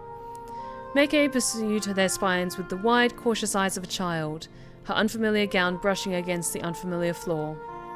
Magdalena had told her last night that she might help herself to any of the books upon her shelves, but there were so many of them it was hard to know where to start. As there was nothing else for her to do save sit and worry, Meke decided her time would be better occupied reading. She reached out for a promising book among Magdalena's collection, The Monk by Lewis. I know that book. She settled herself down upon her bed among the thin covers and opened the yellowing pages of the old tome. The pages within the leather-bound book crackled like autumn leaves, and Meke had to handle it carefully, lest she tore them. All the wonderful words were still there, however, unblemished by the passing years. Meke shifted, attempting to get comfortable as she could in so unfamiliar an environment, then began to read. Are we going to read some of the text? No. Meke spent the rest of the day abed, porting through the pages of Lewis's The Monk. It was a very gripping story full of lust, murder, and intrigue, fearing a monk so debauched he took Meke's mind off her immediate concerns. Meke tore through the text, both delighted and disturbed by the twists and turns, though the scenes near the end, which occurred in a dingy dungeon, reminded Meke a touch too much of her plight to be fully immersive. Meke skimmed these pages, which detailed the virginal Agnes's suffering, and soon reached the conclusion wherein the wicked monk Ambrosio was tortured for his crimes. As Meke read, the sun began to sink outside. Windows stretched along her bedroom floor, bidding her to light the candle which rested upon her bedside table. This light was feeble, but it was enough to read by.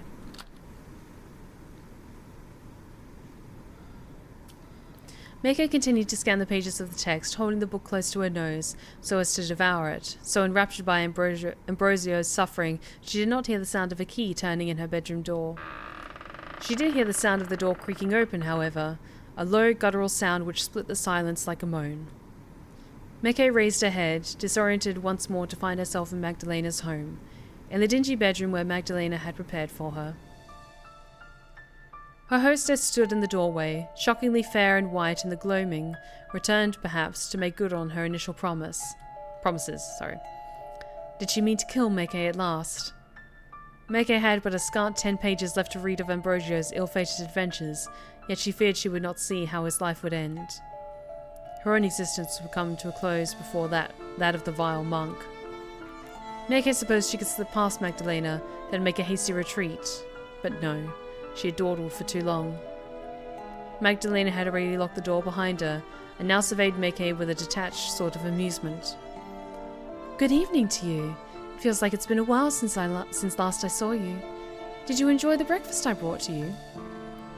Oh, yes, thank you for your kindness. I didn't expect you to be so considerate." "You believed I would let you starve?"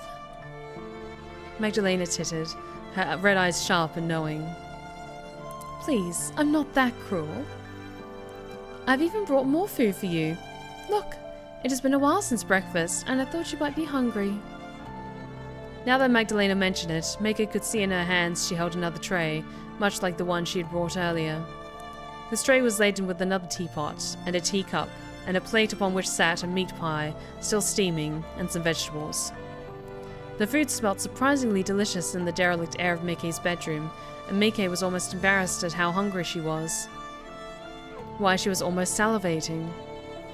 Magdalena loped over to Make, the tray in hand, then inclined her head to the bedside table.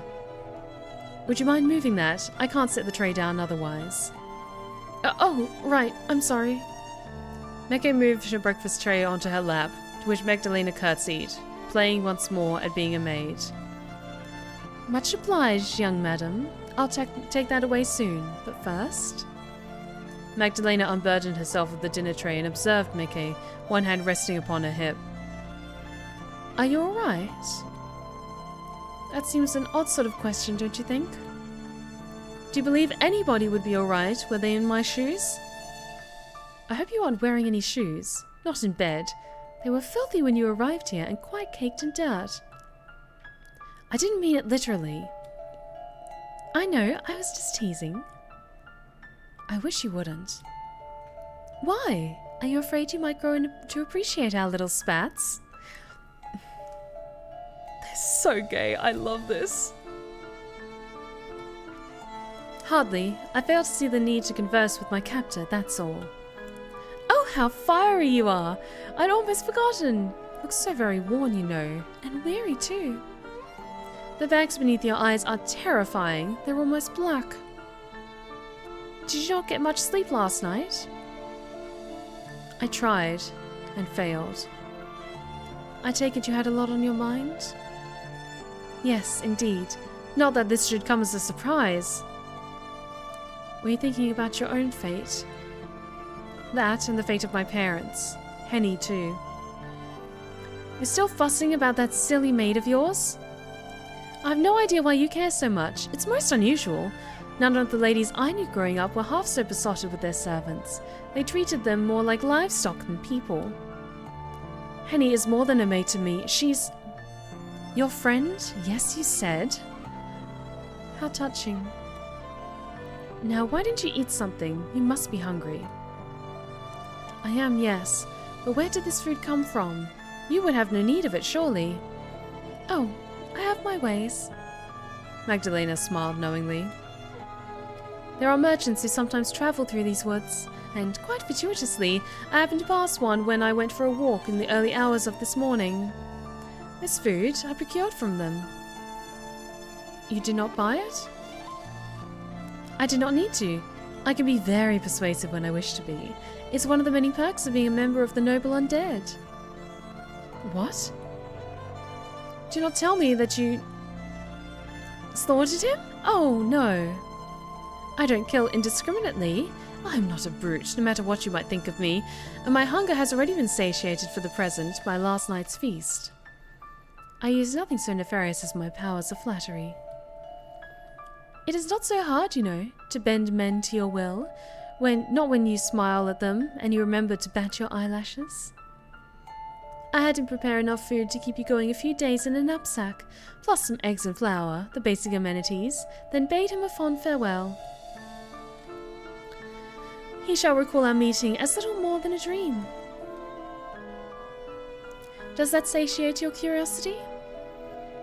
For the moment, I suppose. Good. You have such a lot of questions, Mike. Not that I mind them. It's nice to meet a woman so inquisitive. Now, do eat up.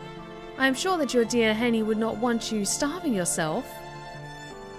Meke did not like the thought of eating in front of Magdalena, but she supposed her captor had a point. It was foolish to go without sustenance, especially when it smelt so tantalizing. Meke set a dinner tray upon her lap, then began to eat. She dug into the meat pie with a knife and fork, which was darkly tarnished.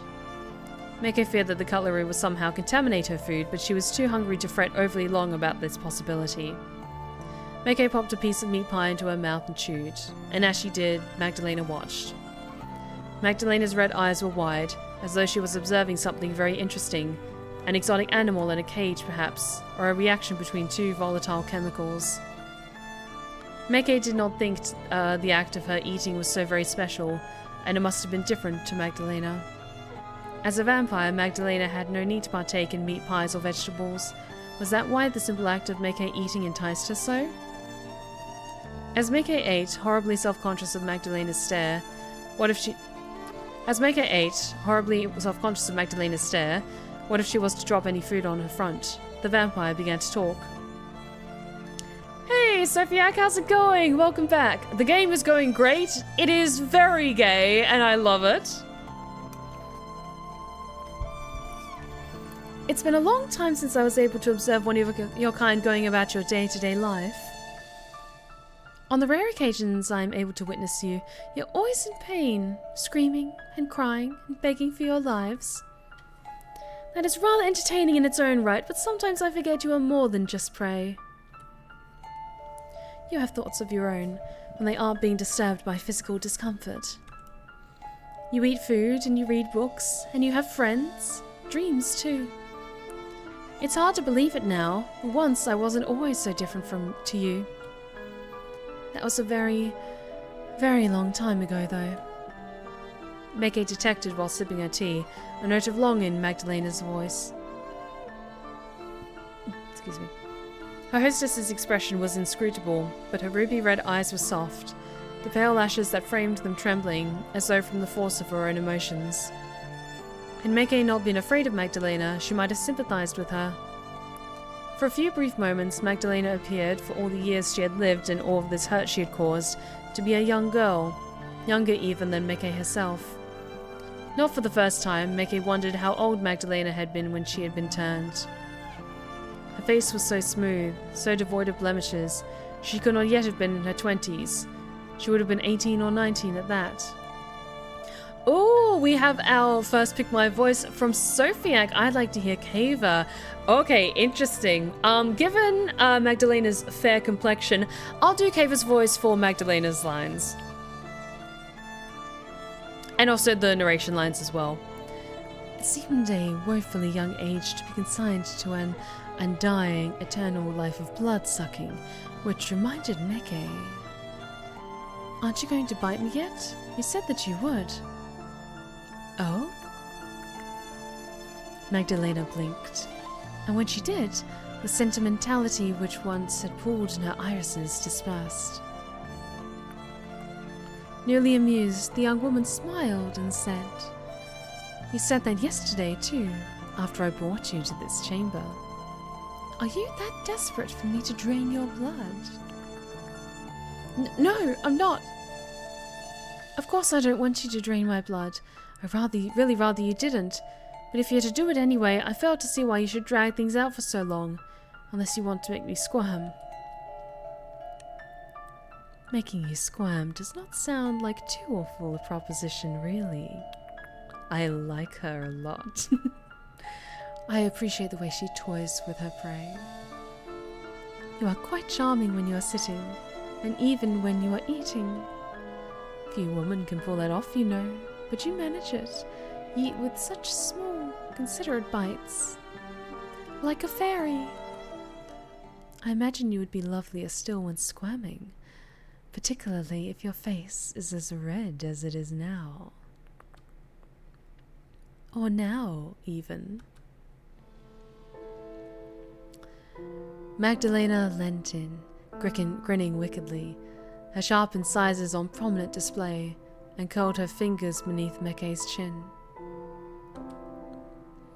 Their faces were now scant centimeters apart, their noses almost brushing.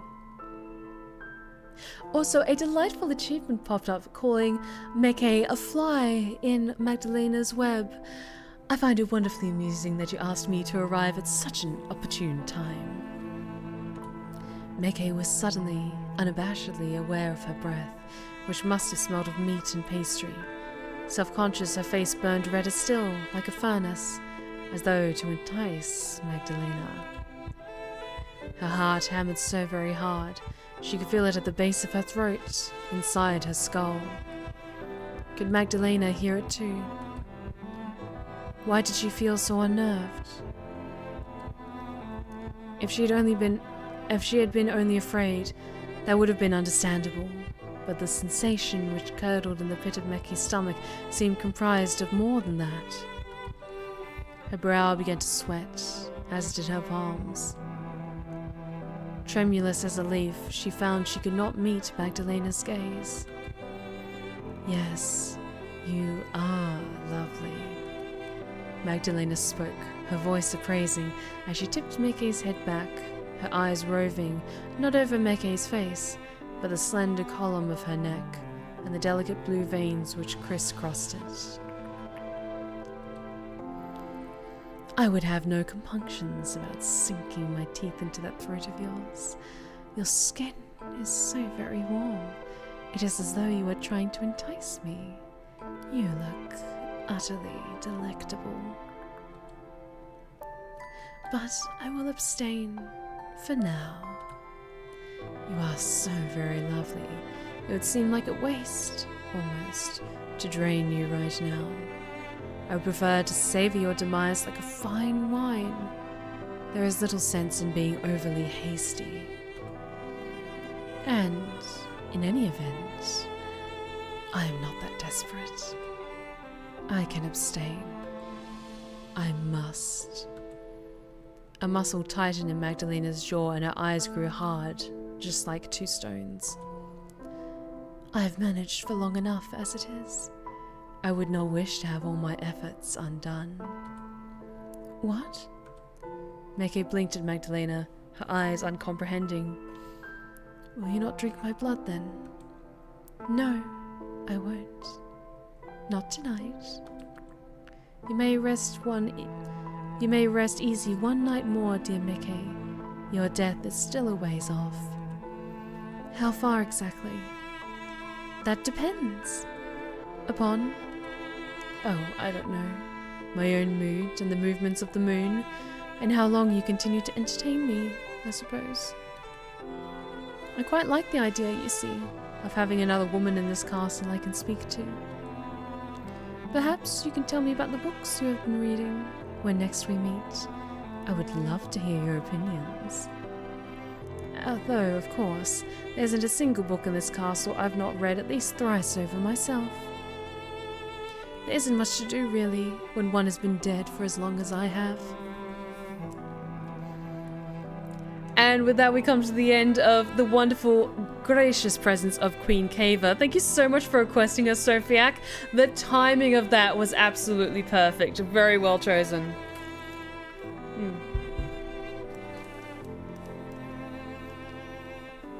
So saying, Magdalena retrieved the tray from the floor, laden with Meke's breakfast things, then straightened. She cast one last, almost longing look at Meke, who shuddered beneath it, her cheeks blushing anew like the skin of an apple. Before, with what might have been a sigh or a sob, Magdalena turned. She's so Kava! Oh my god, I can't wait to, for when these two eventually kiss. Kiss delicately and passionately and tentatively. Ah! Oh god, this is, I'm not sure if I'm going to be able to handle how wonderfully gay this story is.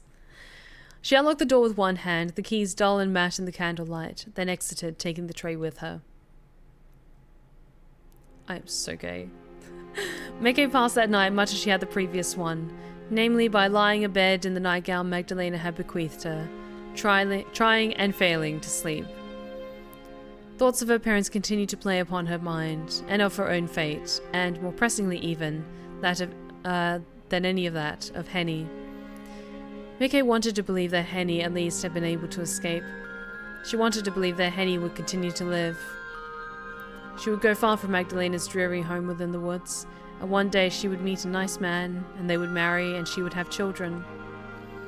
Henny would be happy, whilst Meke would soon be reduced to a pallid, wizened corpse, drained of all its blood. But was such a fate so different from the one she would be afforded to had she wed Walter? Meke might, in a perverse way, have been better off as Magdalena's captive than she would Walter's bride. At least here, in Magdalena's home, she had a bed to herself. Very true. It was an aged bed, yes, which creaked beneath her weight, but it was hers. There was no danger of Walter, or anyone else for that matter, joining her. If Magdalena was to die in this bed, then so be it. She would welcome it. If Henny was alright, then she did not care what happened to herself. Her own life was, and always had been, unimportant.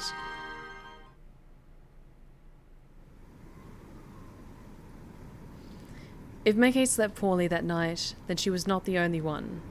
Unbeknownst to Magdalena, Henny was finding it similarly hard to escape into the warm embrace of sleep. Henny's day had been a busy one, and she was still reeling from it all. I'm just going to save quickly.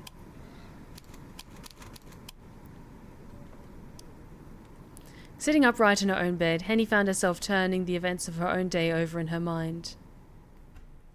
What's she been up to? It had been in the very early hours of the morning that Henny had finally made her way to Augsburg, transported there by the kindly merchant she had met during her meanderings in the forest. Henny had thanked the merchant profusely for his help, and had then set about looking for Walter Gerhardt's home. Henny knew its location well, though she'd only been there twice before. It was a large, imposing building, one of the finest in the vicinity, which would have rivaled the Von Essen home, but it was more modern in construction. It was not the sort of house one could forget in a hurry. The sun had begun to rise in increments as Henny walked through Augsburg's streets, and it turned a marvellous shade of pinkish red as Henny arrived at Walter Gerhardt's doorstep. The sunrise was very beautiful, but Henny hadn't been afforded the time to gawp and stare. She had more important matters to attend to.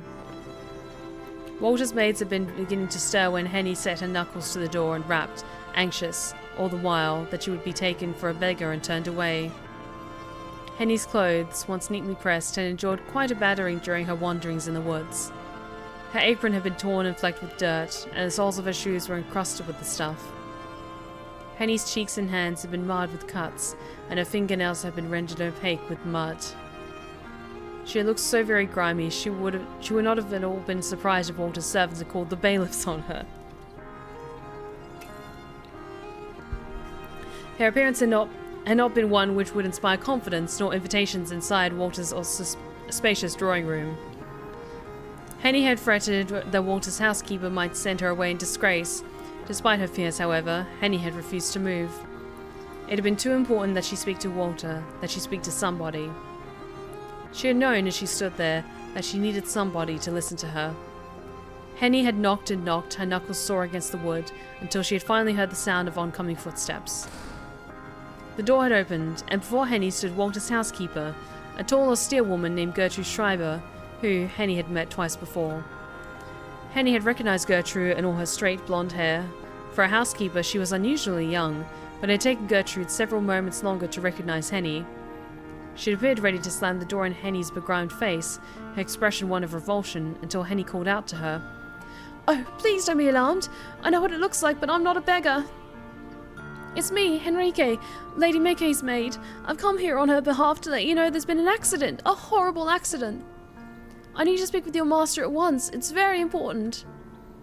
Please, let me have a word with her and Gerhardt." Henry's cries for help must have been effusive enough to thaw even Gertrude's icy exterior, for the housekeeper's expression had eventually softened. Gertrude promised in clipped tones that she would allow Henny to speak to her master, but not before she made herself presentable. Hi, Gertrude. Okay, since this is kind of a Germanic setting, I'm gonna see if I can do like a relatively okay German accent for her. "I don't care what it is that you have been through. You might as well have been savaged by wolves in the woods for all I care. Whatever it is you have endured, I will not let you see my master like that. It would reflect poorly upon me, as his housekeeper, if I let all the riffraff on the streets into his home. You will need a bath first, at the very least. And we must do something about your clothes, too. Why, you look as though you have been dragged through the hedge backwards." Henny tried to impress upon Gertrude the importance of what it was she was to communicate. There are things more important than clothes, but Gertrude, being Gertrude, had none of it. Icily unimpressed by Henny's pleas, Gertrude had made it clear that Henny would have a bath, at least, before she would be allowed within spitting distance of her master. "This is a great privilege, you know. Hot water is a rare commodity. My own girls are not afforded this luxury. You ought to be grateful." Henny was grateful, she supposed, that Gertrude had allowed her into the Gerhard home at all, but she had been less so at her insistence that her news could wait until all the dirt had been scrubbed from between her fingers and toes. Henny had known full well, while she bathed, that Meke would have been languishing in a prison cell, or worse still, being put to death. It had taken almost 2 hours before Gertrude was satisfied by Henny's appearance, at which point the sun had risen and the last vestiges of the night had been swept away. Henny had not been permitted a chance to sleep throughout the night, save for the brief spell where she had been unconscious in Magdalena's cell.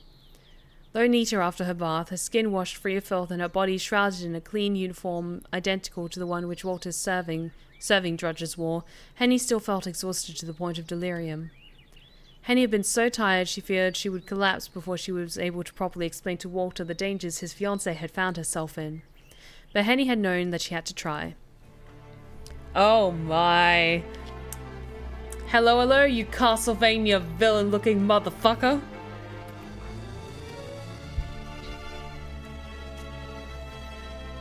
Oh, like, he looks like a character out of Castlevania, doesn't he? Like, his last name looks like it should be fucking Belmont. He's got those amazing intense eyes. Fuck yes. Just immediate Samwell smash. Like, smash. Absolutely. It had been a little after 9 o'clock that Henny had been permitted entry to Walter Gerhardt's study, wherein she had found the master of the manor, cleanly shaven and sipping a cup of tea. Walter had seemed surprised to see Henny, but had regarded her initially with some confusion. Okay, what voice to give Walter? So I have a feeling he's going to probably, like, take a sinister direction. So part of me feels like I should give, like, a Gaston sort of grandiose sort of voice, but there's just something about his demeanor and mantle. I feel like something soft-spoken, like kind of Alucard from Castlevania might suit him a bit better. Like something kind of even and level-headed. Let's give that a try. Goodness me. I did not think when Gertrude said I had a visitor that it would be you. You are Frau Henrique, correct? My Mickey's maid? Henny had not liked the way that Walter had said, my Mickey. The wedding had yet to be held, and now perhaps it never would be, but she had swallowed her distaste regardless. She'd always been trying to tell Mickey, after all, that she should be happy at her future wedding to Walter. Walter was a good man, Henny had told herself, a gentleman despite his lowly origins. He had been born from nothing and, with a series of shrewd investments, had built himself an empire. He cared for Mickey. The possessive manner in which he spoke of her proved it, and he would surely rush to her side once he knew of her plight. It had been Henny's hope, at least, as she stood in Walter's study. Yes, that is right, Herr Gerhard. I'm Henrique. I'm flattered that a great man such as you remembers a lowly maid like me. But of course I remember you. Well, we've not been afforded the opportunity to speak, but you and my Mike are as thick as thieves. One can scarcely be seen without the other. In that sense, you're very like a pair of conjoined twins. You could be a modern medical marvel, almost. Walter had laughed at this, a sound which had seemed rather inappropriate to Henny after she had endured so many horrors the night prior. Walter had not known, of course, about the bandits and the bloody violence they had wrought, and Magdalena. But, Henny thought, he could have at least looked concerned that his fiancée, who had been supposed to visit him the day prior, was nowhere in evidence. Did he not care that Meke had vanished, seemingly into thin air? Perhaps he had consoled himself, as all men of great import do, and nothing had gone wrong, that nothing could go wrong given his vast riches. He must have reassured himself the night prior that Mike's carriage had been waylaid by some innocent purpose, perhaps a faulty wheel, or a need for new horses. He had not, after all, been worrying of Meke and her welfare. He did not care. Speaking of which... Walter had leaned forward in his chair, his laughter ceasing, to examine Henny with a newfound degree of thought. I do not see your twin with you right now. Is my lovey Meke not in your company? About that... Oh, don't tell me she fell sick on the journey here. That would be truly heartbreaking.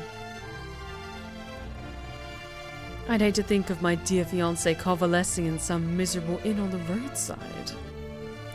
No, that isn't quite it, you see. Then she is not sick? Where the devil is she then? Don't tell me she's having cold feet. Did she send you here, Frau Henrique, to break my heart in her stead?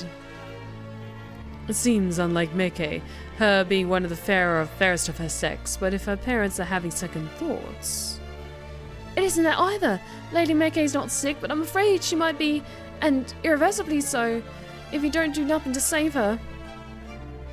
Oh, her Gerhard, it's awful what happened. You'd hardly believe it. If you'd seen what I seen, if you knew what I knew, then... Oh. It was horrible, it was. Simply horrible. Like something out of a nightmare. We were travelling through the woods, Herr Gerhard. The Von Essens and me, Yamika included, we were set upon by bandits. They stormed the carriage and they demanded... I don't rightly remember, but they asked for all sorts. They asked for jewels, and when that weren't enough, they went after the gold, and when that weren't enough, they took out their blades, and... By Jove! Walter's face by that point had turned very pale, all traces of merriment summarily dispersed. They didn't harm my Meke, did they? They meant to, Herr Gerhard, but they couldn't finish the job. They made short work of Lord and Lady Von Essen, and their coachman too, the poor bastard, but they didn't get their grubby hands on Lady Meke. I saw to that. I took her hand during the hubbub and led her out into the woods. We ran and we ran and we ran, but the bandits were fast and they gained on us. I feared all was lost, but then... But then? Walter leant closer still, almost driving his elbow into his half-drunk cup of Earl Grey as he did so. What happened, Frau Henrique? Surely you and Meke must have survived, else you would not be standing here now, looking shaken, I admit, but in one piece. Please tell me that my Meke was all right. That is to say... Henny had thought of nothing save talking to Walter Gerhard ever since her flight from Magdalena's abode, but at this crucial moment she had found herself quite at a loss. How could she tell Walter Gerhard of Magdalena? It sounded ridiculous, the sort of tale that would exist only within the pages of Penny Dreadfuls. Dracula was a well-known figure even among the literati who considered gothic horror beneath them, but he had no place in polite society. One did not simply discuss vampires out in the open, in oak-panelled studies such as Walter's, not to well-dressed wealthy men who had made their fortunes in mundane affairs, like the railways. Henny did not know Walter particularly well, but she could tell from his clothes and his demeanour that he fancied himself a staunch rationalist. It had been immediately obvious that such a man would never hold with vampires. Even Henny herself, being born to a superstitious mother who wore about her neck a lucky rabbit's foot, could scarcely credit what she had seen. It had been blatantly unbelievable. She would not have believed it, were she in Walter's position, but she had no choice but to, after all she had witnessed. She had seen those bandits torn to pieces before her eyes, smelt their blood and heard their screams. Their deaths had imprinted themselves upon her eyelids like a tableau. She saw it when she blinked, her thoughts steeped in crimson. How could she make Walter see what she had seen? How could she make him understand? Henny had feared it would be a tall order, particularly given her limited vocabulary. Meke had always been better at describing things than she, but she had known she had to try. There was nothing else for it. Henny had forced herself to swallow down her anxiety. It had tasted, strangely enough, of cod liver oil, and began her missive. She told Walter of the mysterious woman who had come to their rescue, who had pulverized their skulls and the spines of their pursuing bandits as a child might crumple crepe paper. Creepy paper. She told him of awakening in a darkened cell with only one window, of meeting Magdalena, and of the ultimatum Meke had struck with her. Henny had relayed a good deal of information to Walter, but as she had seen him shifting. Walter had examined her, not with fear as she had hoped, but with something far harder to ascertain. Was it perplexity, perhaps? Or worse, pity? Henny had known, even before Walter spoke, that it was a lost cause. Convincing Walter of Meke's plight had been her only task, and she had failed. She had not been able to sway him. He had not believed her. That is quite the tale, Frau Henrique. No, it isn't a tale. It's true, I tell you. Every last word of it. Lady Mike has been imprisoned by a vampire and... If I don't act, and quickly, she'll be drained of all blood and will soon die. Yes, I did hear. That would be awful indeed were it true, but... It is true, Herr Gerhard. I swear it's true, on my own mum's life. I wouldn't tell such a great pack of fibs, not over something so important. I can't imagine that you would, no. I know little of you, but I'm aware of your loyalty to my Mike. She trusts you with her life, or so I've gathered, more so than she trusts me. She flinches away from all of my caresses, but she isn't half so cold towards your affections. It's because she's a little bit gay! Oh no! Oh no! Then surely you must be able to see that I'm being honest. This is a matter of life and death. My lady's very life is at stake. Yes, indeed, I understand. Will you send out a search party then? It isn't too late. Mekke's life might still be spared if only you act. I suppose it would be in your best interest to believe that, yes.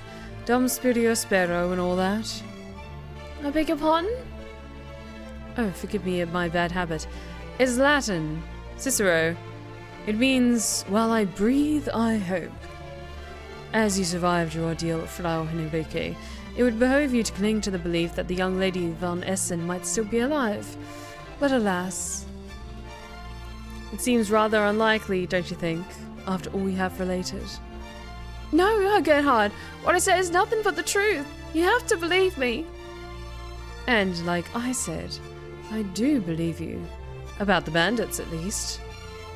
Unfortunate, though, that it is, really is a bloody business. I can accept, however, unwillingly, that this did indeed come to pass. It is not inconceivable that Lord and Lady von Essen met their demise thus. Vita incerta mors certissima. Sorry. As for your talk of vampires, however, this is something I cannot accept. No sensible man could. What you have related would go down very well, I am certain, in the company of writers. They are a careless, feckless sort, but it will hold no water with me. You must have hit your head, Frau Henrike, while running from those bandits. These bandits, that or your fear has undone you, not that I blame you. You must have endured a good deal for a member of the fairer sex. Why, even most men, I fear, would have gone to pieces, circumstances being what they were. Your thoughts have been addled, your delusions. Walt had stressed this word, his fingers steepled together upon... What is that word? Ecris? Escritore? Escritoire? Steepled upon his escritore. I believe it's like referring to maybe like the band around his chest. That's maybe an escritore. I've never heard of that word before. Escritore. Interesting. Because I like to pride myself, I've got a fairly wide vocabulary from all of my reading and also being a voice actor and doing audiobooks, but sometimes there's a word that I kind of just take a second and I'm like, what does that mean? It's a writing desk. Okay, thank you for clarifying that, Sophia. About vampires and nothing more than a coping... Sorry. Oh, I am eepy. Talking so much sucks my brain of oxygen. About vampires are nothing more than a coping mechanism to soften the reality of the situation. Meke, too, must have perished. What? No! Herr Gerhard, please! Henny had tried to appeal to Walter's sympathies, but in vain. One look at Walter's countenance, now closed off, had told Henny all she needed to know. Walter had thought her quite insane. I think a spell of bed rest would do you some good, Frau Henrike. Though you are not one of my servants, I am not so very unkind that I would cast you out onto the streets. You have witnessed horrors I can only guess at. I am very sorry for your loss. You may remain here if you wish, for as long as you feel you need to. Get some rest. And do try to calm down. I will summon a physician to look over you. In the meanwhile, see if anything is awry. I suppose I ought to summon the police once you've had the chance to rest, so you might give them an account of what you witnessed in the woods. They will be very interested in the fates of Lord and Lady Von Essen, and of my Mike too. I would advise you against telling them of all this malarkey about vampires, however. I fear they may be less understanding than I, and you may be hauled into asylum for your troubles. Okay, honestly, that's what I expected him to do. I expected him to be like full on, like Gaston, like crazy old Maurice, like telling Mike she has to go off to the madhouse because vampires, like they're works of fiction, blah, blah, blah. And the fact that he's even, I know, like, I'm getting the feeling he's going to be a bad guy, but the fact that he's even like, okay, you're not one of my servants, but you were important to my fiancé, so you can stay here until essentially you get back on your feet after everything you've been through. Honestly, kind of playing devil's advocate here. So far, he hasn't given any indication other than being somewhat grounded in reality and being like, okay, my fiancé's not here, you're talking about vampires. The shock of what happened must have driven you a little bit round the bend. That is kind of reasonable train of thought for someone of this age. I mean, look at how he's dressed. He looks like someone who knows vampires exist. I mean, he probably kills vampires on the down low in, like, when he's not busy building railways or whatever it is he's doing. But he's kind of taken me a little bit by surprise. I'm fully expecting him to be an asshole, but so far, so good, maybe?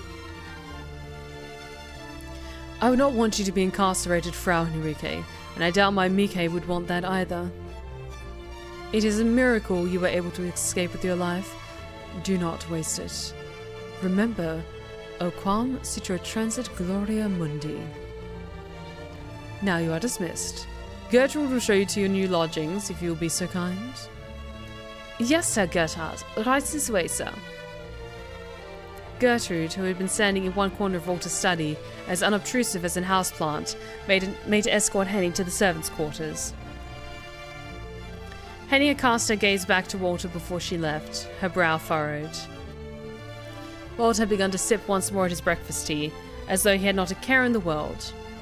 This sight of Walter drinking his tea as if it were any other Monday morning had filled Henny with a sudden urge to take the teapot and upend its contents all over Walter's officious-looking face. But, powerful though the urge was, Henny had abstained. What would that accomplish? I also love how the roses on your cam frame look like it's pinned on his fur trim. Really? Oh, that's lovely!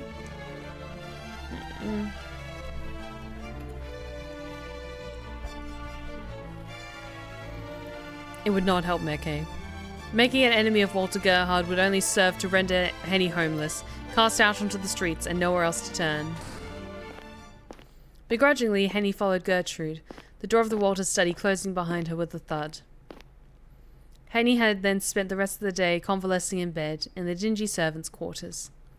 Walter was a man of his word, if nothing else, and he had summoned a physician later in the day to look Henny over. This physician gave Henny a brief examination, then declared that she was physically fit, but mentally exhausted.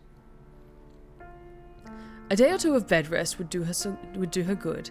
She has something of a fever, and she seems distracted. The physician's report had been so mild, Henny could have laughed in his face.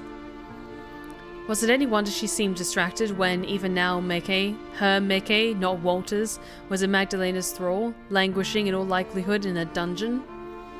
Henny wished to fly to Meke's side, but could not. She was more exhausted than she had anticipated, and lying down made it more so. Dazed and disoriented, Henny had begun to drift in and out of slumber. Her dreams were broken, yet largely featured Meke, her eyes wide, lips parted in a horrible scream. Just want to check something quickly. Never mind. Henny had slept so much during the day that, when night fell, she had found herself unable to rest. Walter's scullery maids, upon arriving in their quarters, had regarded Henny with some surprise. They fell upon her with curious questions, all buzzing excitedly, like so many moths drawn to a brightly flickering flame. "Where are you from?" the girls asked. "And when did you arrive here? And how long will you be here?" Henny had been in no fit state to answer these queries, however. She'd been almost relieved when the sour-faced Gertrude came to scold her underlings for their rowdy misconduct. "Oh, do leave Frau Henrike alone. She has had a trying series of days, by all accounts, and she needs to rest."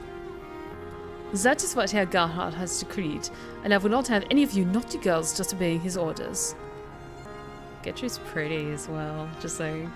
"Now stop with your silly chatter. I doubt Frau Henrike wants to listen to you, and your friendly overtures are all in vain. She is not one of our servants, and I doubt she will be staying here much longer." Gertrude's stern address seemed to do the trick, and for the maids kept a wide berth from Henny throughout the night. They talked amongst themselves and played cards, and only occasionally did they glance to look at her, curious, no doubt, about these trying days Henny had endured. The maids had eventually begun to yawn, and at 10 o'clock they took to their beds, snuffling snores and creaking bed frames soon filling the room. The 6 scullery maids in Walter's employ all slept, but Henny found she could not. Oh, her nightdress is so cute. Restless and agitated, Henny now found herself standing by the window. Suddenly feeling claustrophobic, she unlatched it. Then she let her arms rest upon the sill and looked out into the streets. The sky outside was black as pitch and scattered with stars, the moon round and full. The moonlight played against Henny's cheek, turning it paler than it already was, while the cool breeze caressed her hair. One of the maids who slept closest to the window, Agnes, Henny thought her name was, stirred in her sleep, perhaps disturbed by the open window. Her eyelids, however, did not flutter. Henny afforded the girl only a brief glance, before returning her gaze once more to the night sky. Somewhere out there, sequestered away in the woods, was Mickey. Hey, Squishy Satan, how's it going? Also, I just love your username, by the way, Squishy Satan 69. This is indeed a new game. We are playing Cage of Roses. It is a wonderfully sapphic, gothic vampire romance novel. Visual novel, I should say. We're on the second stream of it, so we're quite a few hours into the story so far. It's very Beauty and the Beast inspired, if that gives you an idea of how the story is going so far. We're also doing a charity stream as well, raising funds for mermaids here in the UK. Somewhere out there, sequestered away in the woods, was Mickey. Henny was certain that Mickey lived still, and that, as surely as Henny was thinking of her friend was thinking of her. "Don't worry, Mickey." Henny murmured this under her breath, so as not to wake Walter's scullery maids, her face turned to the cold. "I've not forgotten about you. I never will. I'll find a way to rescue you, with or without Herr Gerhard's help. You don't need him. Not when you have me." Oh, you know, I'm starting to think you might have been right about him. Here, Henny allowed herself to smile, though the situation was not all that funny. "He isn't a worthy husband for you, and I don't give a damn that he can speak Latin. There are many, many other qualities I'd rather have in a man. You deserve much better." Girls supporting girls! Fuck yes!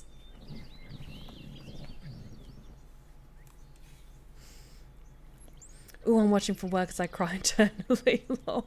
Oh, I hope work's going well, Squishy Satan. Be sure you have to do this secretly so you don't get in trouble at work, so I'll be nice and quiet. Okay, how are we doing for time? Blech. Let's keep going a little bit longer until we find a good narrative point to stop. Let's save this one.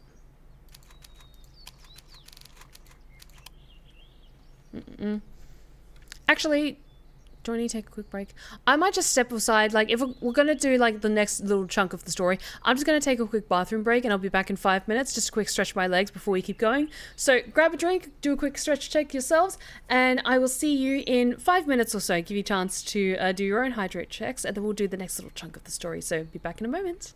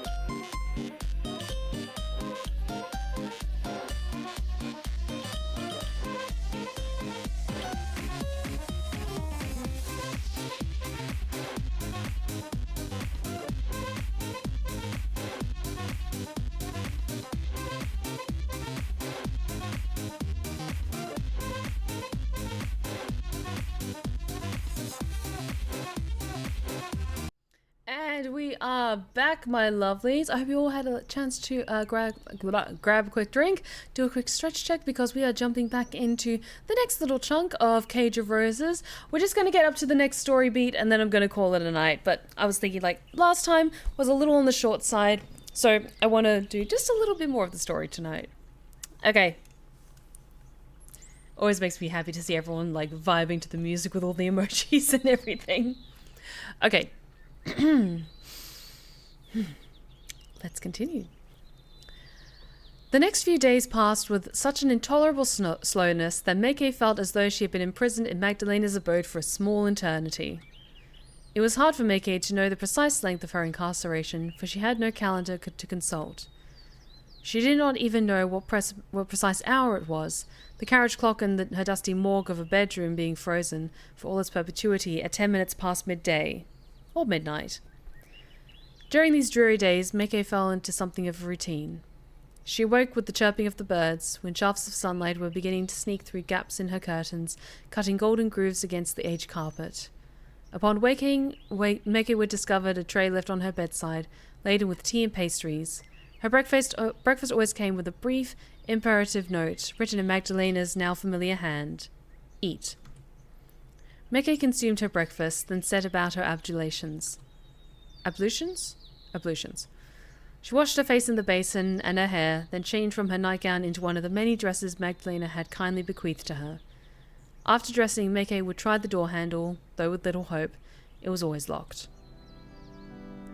Little else to do, Meike whiled away her days reading. She devoured book after book as a starving man might a plate of warm, nourishing pie.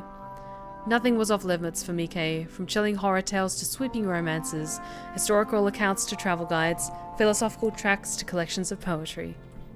Meike did not care what she read, so long as it eased the drudgery of her waking hours. While reading, Meike was freed from her boredom, and, worst of all, her worries about Henny, and her own looming fate which dwelt beyond it.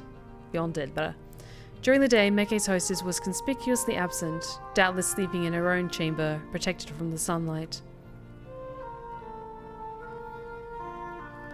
It wasn't until the night fell that Magdalena put in an appearance in Meike's chamber, her hands laden with Meike's dinner. Magdalena sat upon Meike's bed to observe her while she ate, and, from time to time, she would talk, her voice light and lilting and almost sweet. Magdalena asked Meike about the books she had been reading, and though Meike had been initially reluctant, she soon found herself responding. Part of Meike feared, if she did not talk, her vocal cords would begin to rust from disuse, much like the keyhole that sealed her windows shut. She needed some opportunity to speak aloud, to assure herself that she was still alive despite all of the odds. In time, too, Meike found that she was not speaking to Magdalena solely from a sense of obligation. Magdalena's company was not entirely unpleasant, when she tactfully chose not to remind Meike of her plans to eat her, that was. Magdalena had not spoken of drinking Meike's blood for several days, however. It seemed almost as though she had forgotten about it, content instead to play at being hostess. Meike had once feared Magdalena, but as the days passed, her anxiety began to wane. It was hard work being on edge all the time. That's perfectly fair. Magdalena was so unfailingly polite. Meike sometimes caught herself wondering whether they might have been friends had they met under other circumstances. But then Meike would catch Magdalena's gaze and see once more how red her eyes were, as red as violence, and she would start. Magdalena had not killed her yet, but she surely would. Someday soon perhaps, she would tire of talking about Goeth and Shagel and Eckerman, and then she would show her true colours.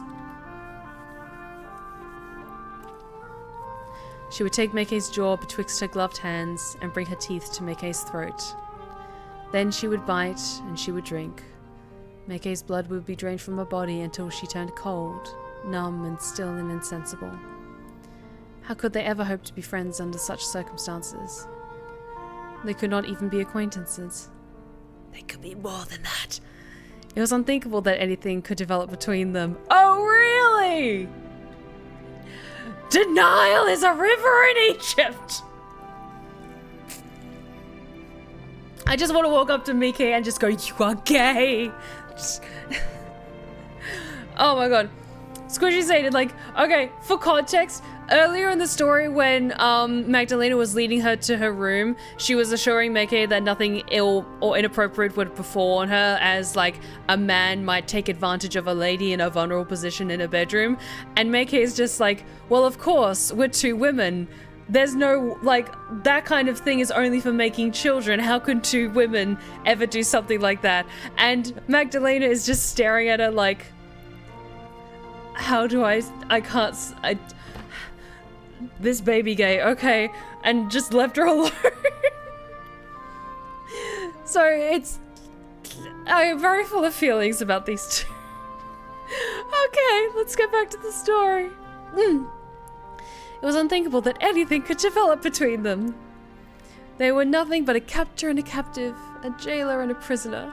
Oh, look, a hydrate check. Wonder what caused that. Thank you. Meike was at Magdalena's mercy, but...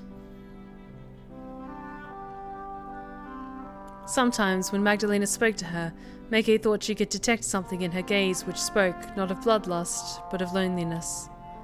It was during times like these that Meike thought they mightn't have been so very dissimilar after all. It was later that night that Magdalena paid a visit to Meike, when the sun had set and the sky beyond Meike's bedroom window was black as pitch. Magdalena looked unusually apologetic as she let herself into Meike's room, with a light shuffling of footsteps and the familiar click of the door which she had locked behind her. After slipping the key into her pocket, she turned to face Meike and spoke. She is ready. She's in a nightdress and everything. Goddamn. I think you know why I'm here. I have put this off for much too long as it is, and now it is time to take from you what I want. Magdalena inhaled, then took a few steps forth, her red eyes heavy with the seriousness of the situation. I brought you here for a purpose. It is past time I fulfilled it. Hi, Scaracomi.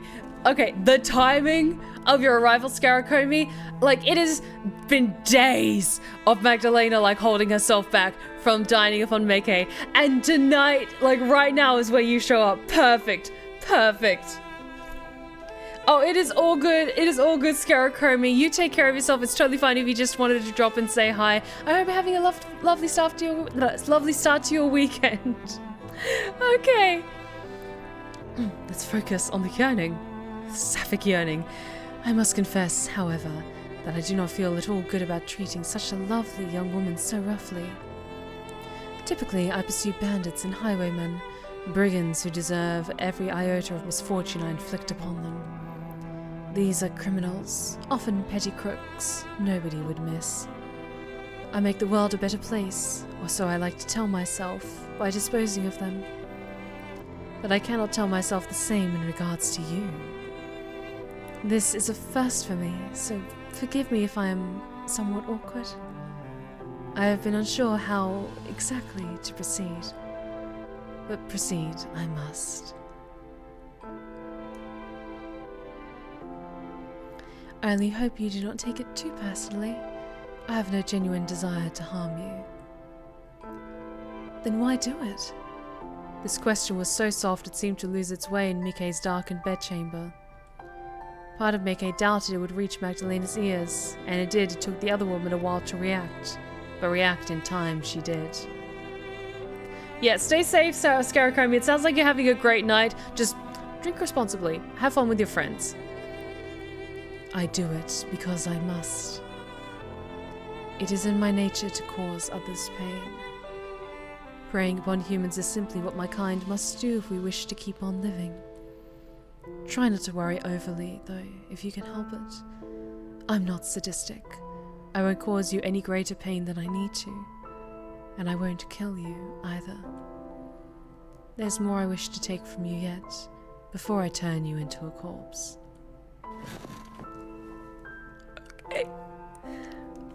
Magdalena drew back the curtains to better illuminate Mikke's chambers with the moon's milky glow, then took a seat upon the edge of the bed. The vampire reached for Mikke's arm, her gloved fingers slicing through the darkness. Her digits soon seized about Mikke's wrist, as firm and immovable as steel. I'm so gay. Her grip was hard, yet she was surprisingly gentle when she turned Mikke's arm upwards to reveal the white skin of her palm, her wrist. Mikke had always been pale, yet she appeared even more so in the moonlight. Her skin was as smooth as the interior of a conch shell, and Magdalena sighed to see it. You really are pretty. It almost seems a shame to mark your skin or sully it. But spoiling things is all I'm good for. At least you'll be able to hide your injuries beneath your sleeves come the morning's light. What? Mikke looked at Magdalena, her expression uncomprehending. Magdalena was only inches apart from her, their faces so close Mikke could see how Magdalena's eyelids trembled. Magdalena was devoid of all the self-righteous pomp which she usually conducted herself. She seemed contrite, guilty as a young child caught out by an angry parent. Mikke felt for her, but still she worried about her own fate. Did Magdalena mean to bite her? Surely she must. That was the whole reason behind her visit at so late an hour. Mikke did not understand why Magdalena was examining her arm, however, like an antiquarian might inspect an old necklace. Aren't you, Mikke swallowed. Aren't you going to drain my blood? Indeed I am. Must I make my intentions so plain? Magdalena smiled, but her voice was dry when next she spoke. For all the books you read, your intelligence is nothing to boast about, Mikke. I just thought I would clarify. I don't understand, though. What isn't there to understand? It is quite a simple process to comprehend, really. Observe. Magdalena reached for the table, then lifted a strange silvery blade. Interesting. Oh, she doesn't even bite her. Mikke supposed she must have kept it upon her as an assassin might, the blade sharp and silver in the moonlight. Magdalena pressed the blade of the knife to the inside of Mikke's arm, a few inches below the bent of her elbow, and then said, I will cut you with this knife, and you will bleed.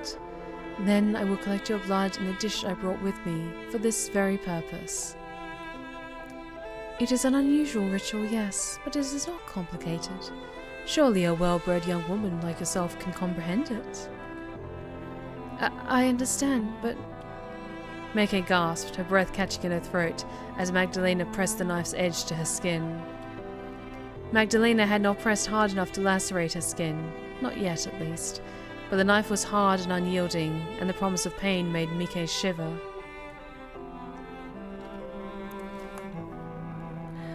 I wish that was me, but I don't know who I'd rather be. Same. I thought you would be biting me, not cutting me. Meke looked at Magdalena's mouth. Her fangs were obscured, hidden behind her pursed lips, but Meke had seen them often enough to know how sharp they were. Magdalena's teeth had been made to rend human flesh. Why then would she resort to a knife? It seemed an unnecessary layer of obfuscation to the act of bloodletting. Perhaps it was to assuage Magdalena's guilt about what it was she was to do. Or perhaps... My. Magdalena smiled, her carmine lips splitting to reveal her wickedly sharp incisors. What is it, Meke? Do you wish me to bite you? No, it isn't it. I don't wish it. Of course I don't. But I thought that is what vampires were supposed to do. Take care, Scaracomi. I'm glad to hear you're drinking responsibly. Have a wonderful night with your friends. Is that not what you are known for? I suppose we are. In all the folk stories and the legends. But I prefer to take a more pragmatic approach. Pragmatic? Magdalena nodded. It's much more practical to cut you. The wound will be easier to clean and it will heal more quickly. It'll be less painful too. You will thank me for my reticence, I am sure, when we are finished here.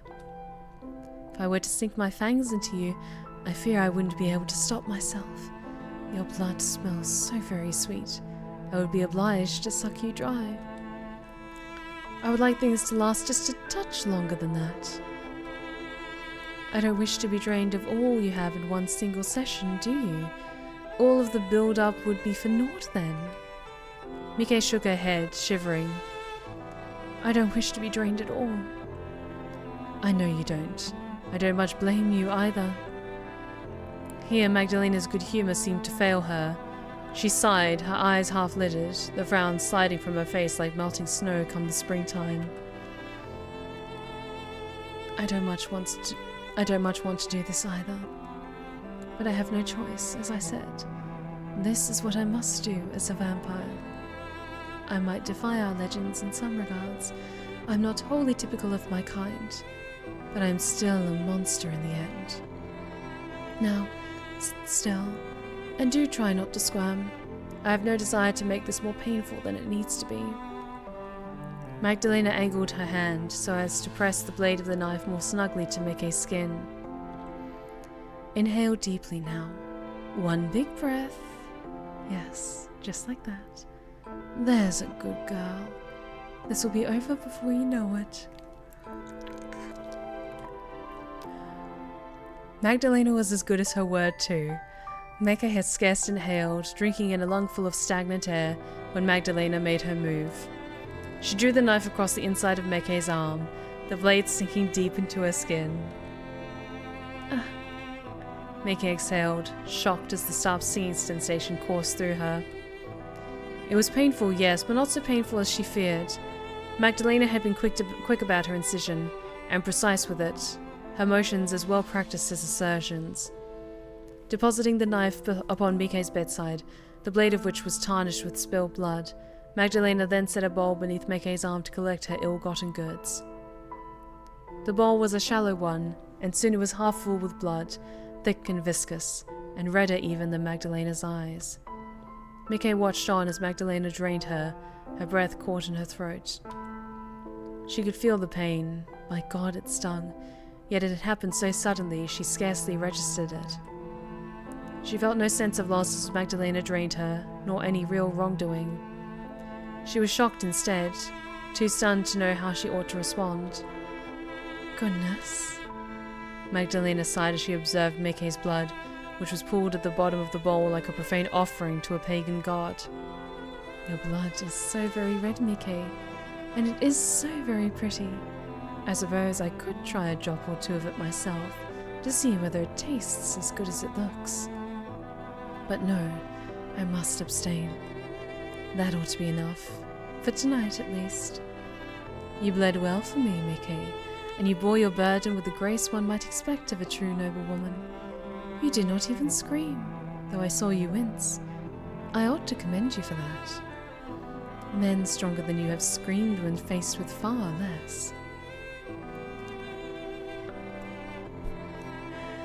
Magdalena set the bowl aside, along with the dirtied knife, and drew her cloak protectively around her slender shoulders. Meke was afraid for a few moments that Magdalena meant to leave her already, her task fulfilled, but no.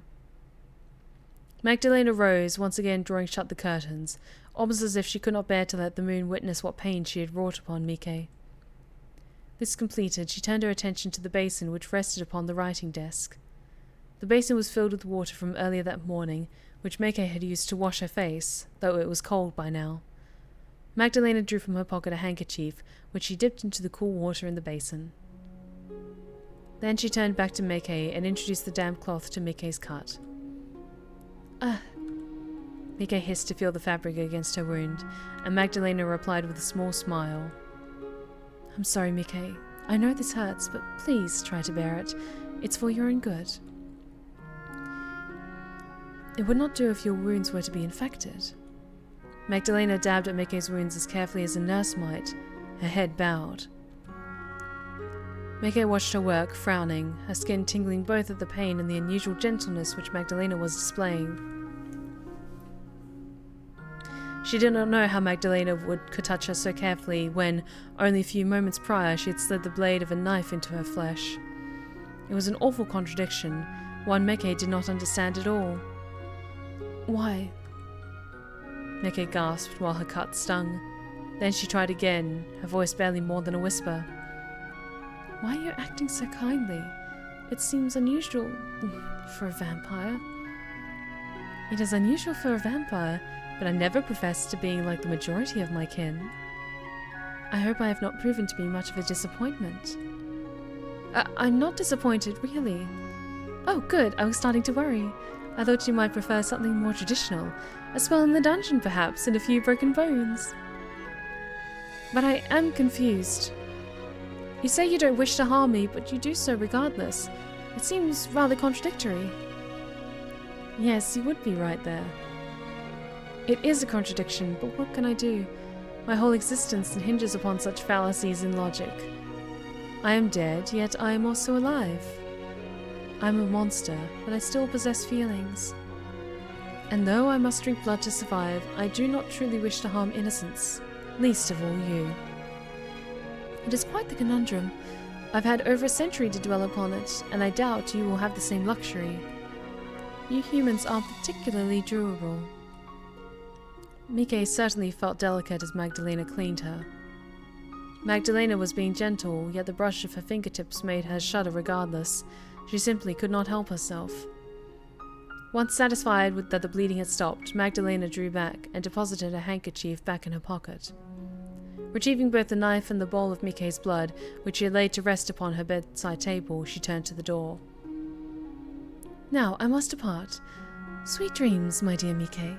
If you are able to sleep, of course, after the excitement of the night. I hope you are able to, despite my rudeness.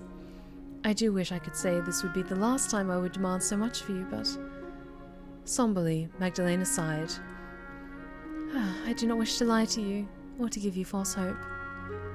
That would be a cruelty not even I could perform without flinching. Oh, that was gorgeous. That was just so beautiful and gentle and so gay. So beautiful and so gay. Just, It was with this final remark that Magdalena finally departed. Mike watched from her bed, cradling her arm in her hand, as she left the room, the door closing behind her with a thud.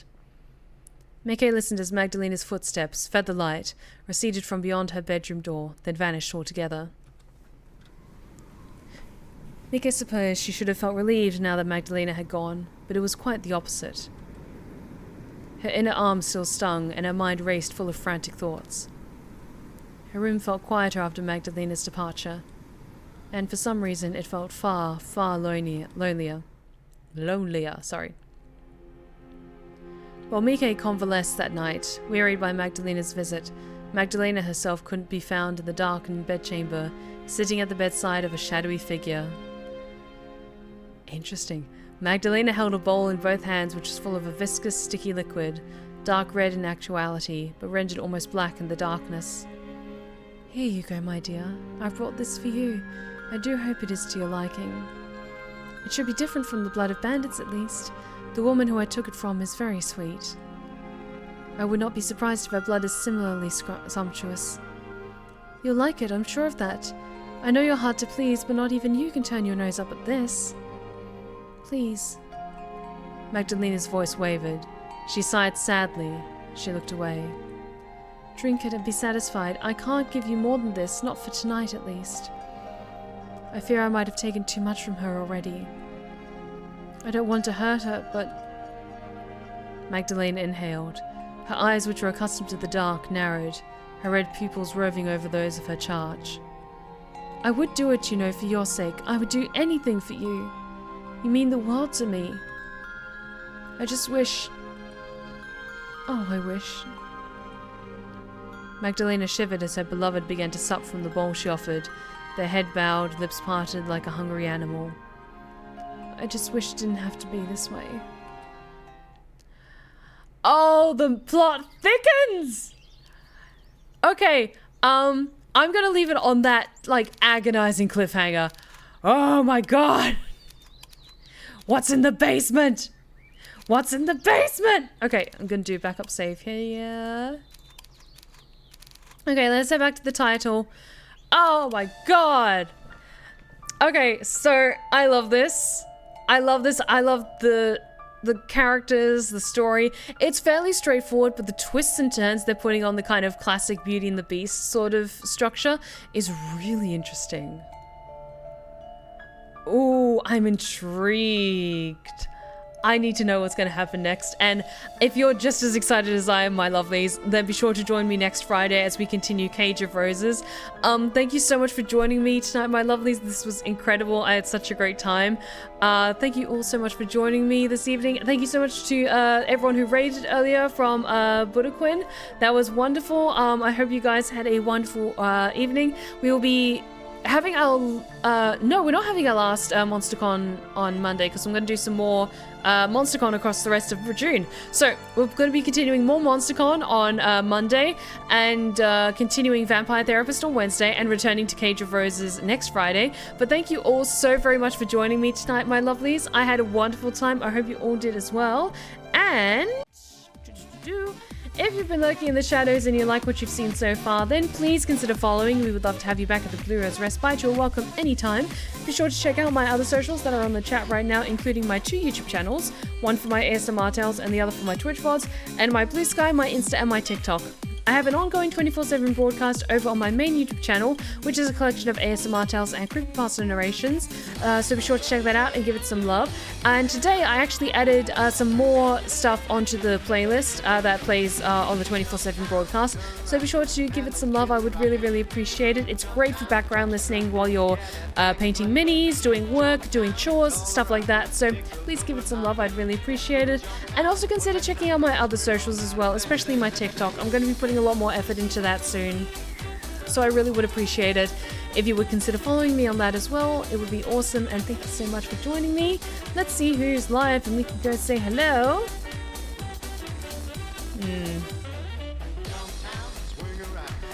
Oh, Great Kraken is playing some more Mass Effect. Let's go see how my boy Garrus Vakarian is doing. So let's go say hi to Kraken, because they are awesome and they deserve cool things, and they are a very cool, talented friend. But thank you so much for joining me tonight, my lovelies. I hope you all have a wonderful rest of the week and enjoy your weekend. Thank you so much for joining me tonight, and remember, take care of yourselves, take care of each other, and as always, stay wicked and wonderful. Good night, my lovelies.